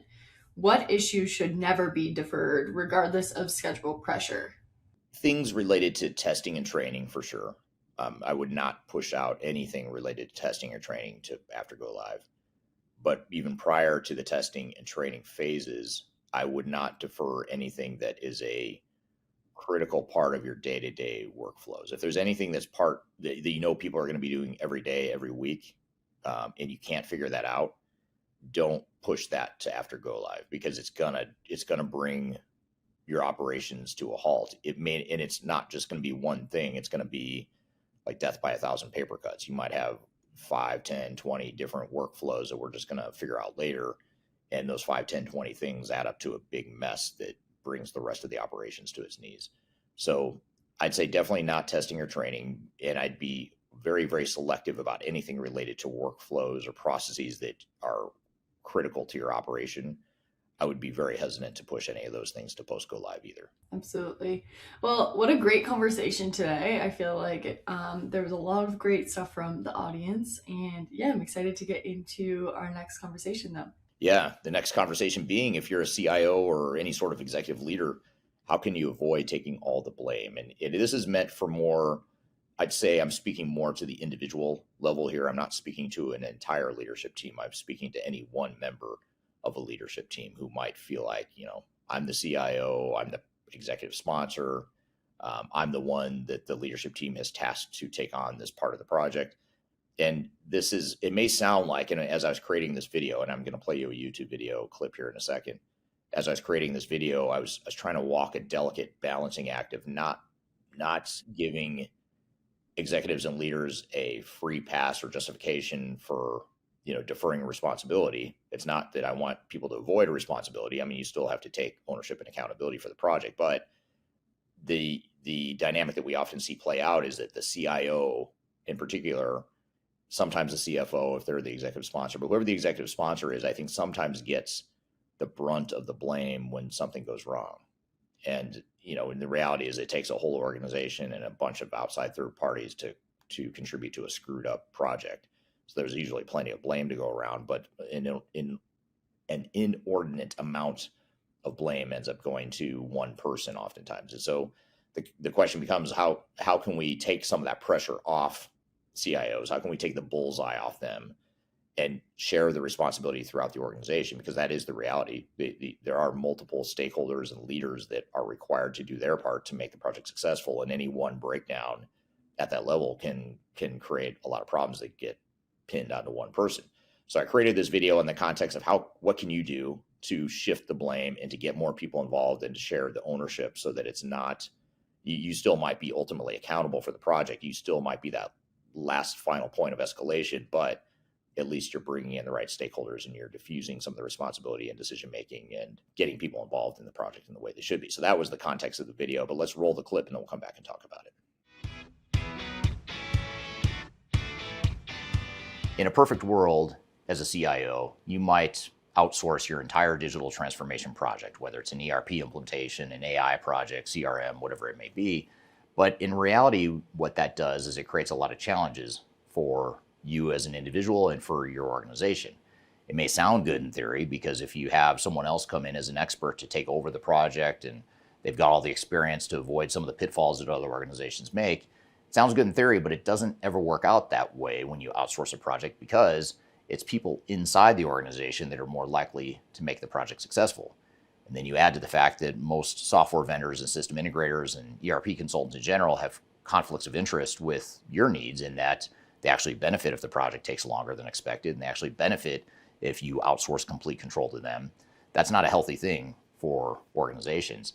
The last thing I'd add here is it creates a sense of learned helplessness. Your overall team, not just you individually as a CIO, but your overall team now will become helpless and have this learned helplessness of having to defer to the expert because they don't know any better. They don't know what they need to know to make the project successful. Now, on one hand, yes, you need the outside experts. You need outside help to help you through the project, but it's important to make sure you don't go too far down that path, and that you find the right balance of having internal capabilities and support and internal ownership and support, as well as augmenting that with outside support.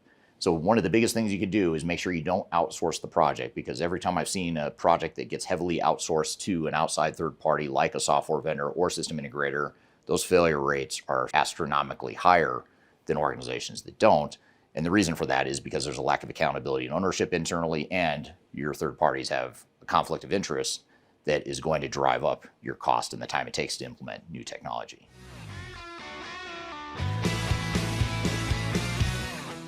As a CIO, you absolutely want to be heavily involved in a digital transformation or ERP project. I think that goes without saying, but it can't just be you that's the executive sponsor. It can't be you that's on the hook on your own within the executive team and within the executive steering committee. You might be a co-sponsor, but you shouldn't be decided to be a co-sponsor with you. And it may be that it may be even better to have a single executive sponsor that is someone other than you, not because you're not capable, but because you need the business to own this project. It can't be something that IT forces down the throats of the business. You need someone from the business to take ownership and to make business decisions around the project. Oftentimes it's the COO or the CFO. That's the most common executive sponsors that we see outside of the IT group. And we have seen it work very well where you have a CIO and a COO or a CFO supporting the project together. But the key here is that you don't want to be the only person accountable for the executive sponsor role, because there's so many things that are outside of your control, and you need those peers on the business side to be able to support you with resources, with decision making, with strategic direction, with clarity, with the change management, the training, all this stuff that's completely outside of your control, but it is not outside the control of those business stakeholders. So make sure you involve the right people from your business, whether it's an executive sponsor that co-sponsors with you, and or make sure you have other stakeholders in the project from the business side that are heavily involved in the project, so it doesn't become just an IT project.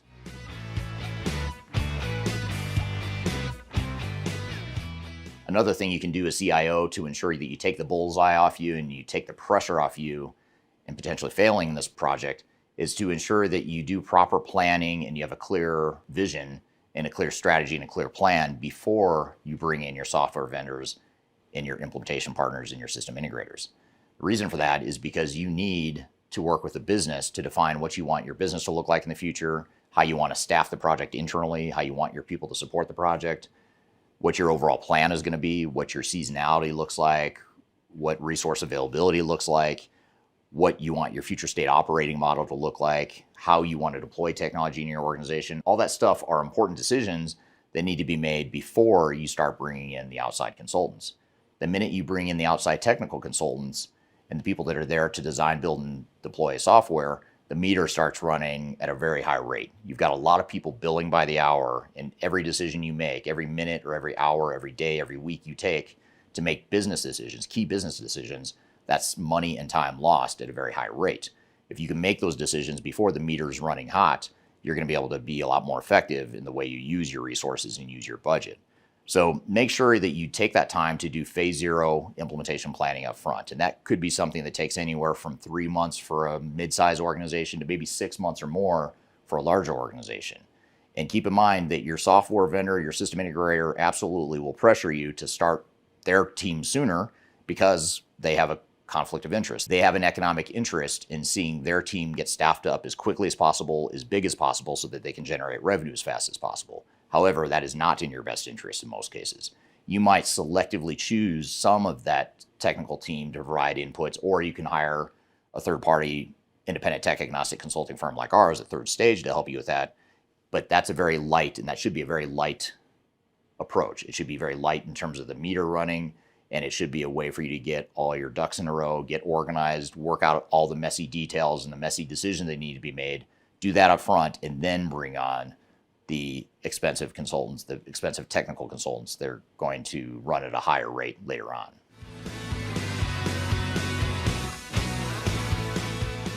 One of the most important things you can do to ensure that you're successful as a CIO is to hire independent tech agnostic advisors that are not affiliated with the software vendor. And when I say they're not affiliated with the software vendor, I mean that they're not receiving commissions for selling more software. They're not receiving a bump in their revenue for getting you up and running as quickly as possible. Even though that sounds good in theory, it generally creates more problems than it solves. And you want someone who's only paid by you. You want someone who's only making money off of you. You don't want someone there that's making money off the software vendor and feeling the pressure from a software vendor to staff up a project as quickly as possible.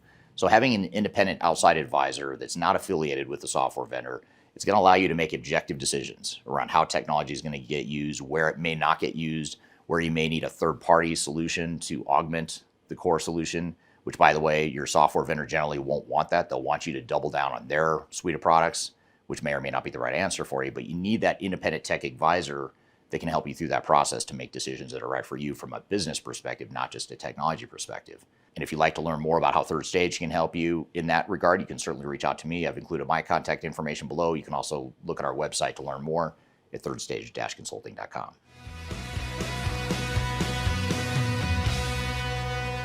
The last word of advice I'd leave you with as a CIO and your quest to protect your own sanity and your own job, as well as to make your project more successful, is to listen to your instincts. I work with a lot of CIOs who know deep down that they shouldn't do a lot of the things they do, but they make bad decisions and they execute poorly because they get pressure from biased third parties like the software vendor and or the system integrator to do things that aren't in their best interest. And again, a lot of times it comes down to, let's slam in this technology as quickly as possible. Let's avoid talking about the current state because it doesn't matter. All we really care about is the future state because our technology is going to solve all your problems. All these little decisions add up into a really big series of bad decisions that can lead to failure. And again, if you're the one responsible for enabling that behavior, then you're more likely to have a big bullseye on you when it comes time to blame someone for the challenges that ensue.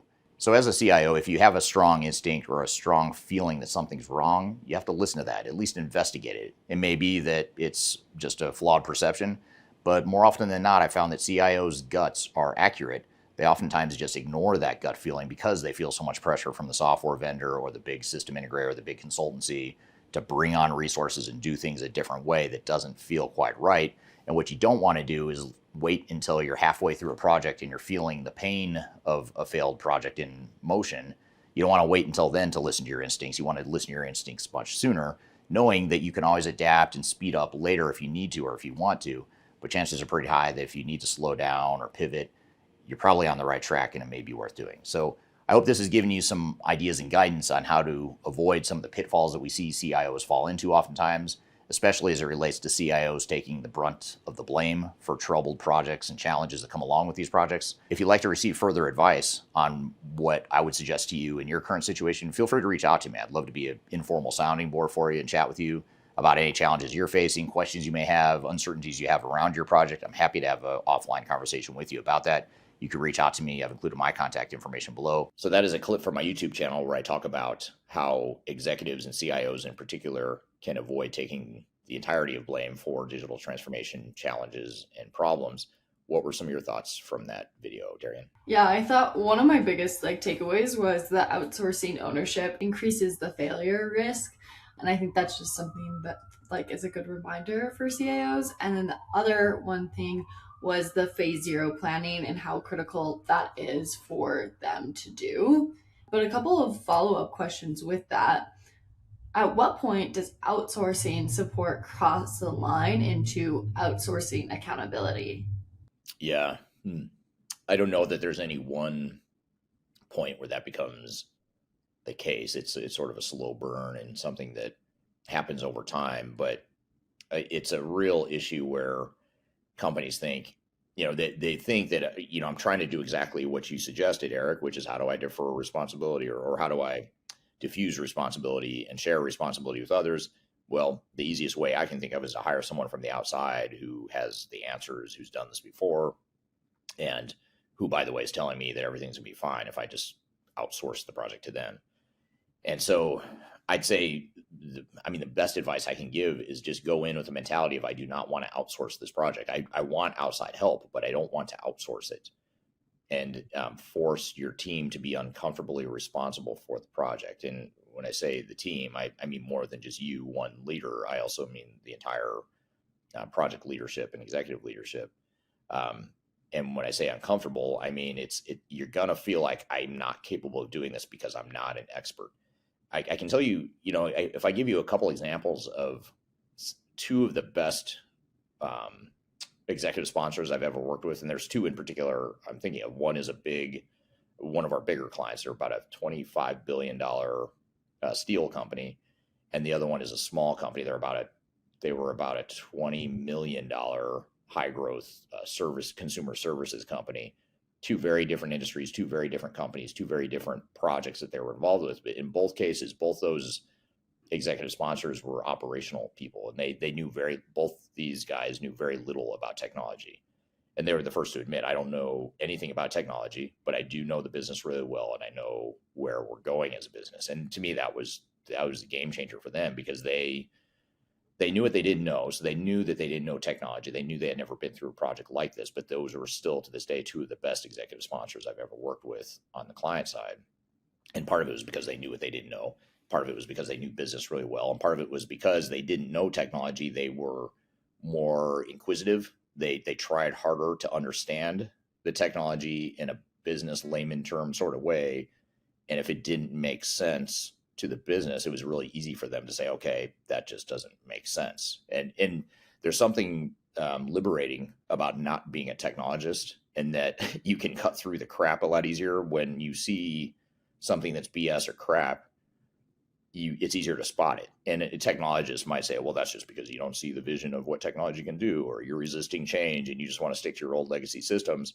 I see it as no, they know what their business is. They know who they are. They know what is or isn't going to work for their business. And there's a lot that they would embrace, but there's a lot that say, you know what, that is just a bell and whistle and a feature that is completely irrelevant to us, and therefore we're not going to buy it or deploy it.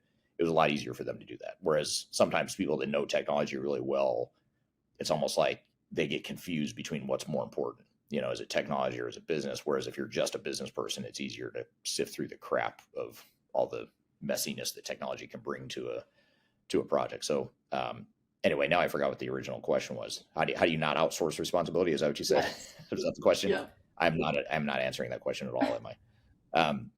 But the key is to take ownership in that way, to where where you can be selective about where to bring in outside help and where you actually need the guidance, but you're not going to blindly follow. And the people that are inquisitive and know what they don't know, they're going to ask the tougher questions than the ones that in some cases are more knowledgeable. Yeah, absolutely. And I guess a different kind of question, switching gears a little bit. What are warning signs that tell a CEO or a CIO they're being set up as the eventual scapegoat?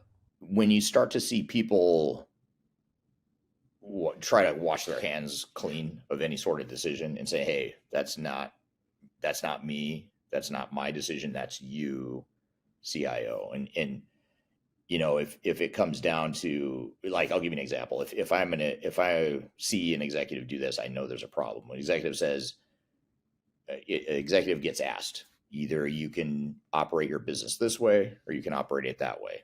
Software can do both. You've got to make a decision. As a business owner, if I were to say, look, you tell me, you know the technology, you know the best practices in the technology, whatever it does, we'll figure out. That tells me that you are not taking any sort of responsibility, because you could make a decision right there, you know, how you want your business to operate. You could dig in a little bit more, even if you don't have the answer right away. But if you just say, no, just whatever the technology does, we'll just follow best practice, we'll use it out of the box. That's the lazy answer. That's the lazy way to address it. And that tells me that the CIO is going to get pinned, or someone on the technology side is going to get pinned for any sort of problems that transpire, because I didn't make that decision. I told you to make that decision based on what technology can do. And now you've introduced a technology that's not working for the business. Therefore, it's your fault. So that's the dynamic I would look for, is that refusal or that unwillingness to roll up the sleeves, understand, and be part of making a decision. Totally. Yeah, that definitely makes sense. One last question on this. What role should boards play in preventing single point accountability failures?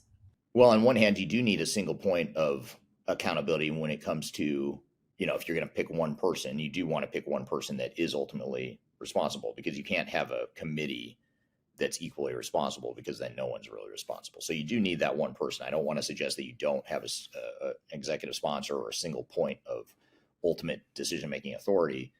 But when it gets to the point where that executive sponsor is making all the decisions and the rest of the steering committee, the rest of the executive team is not involved, that's a problem.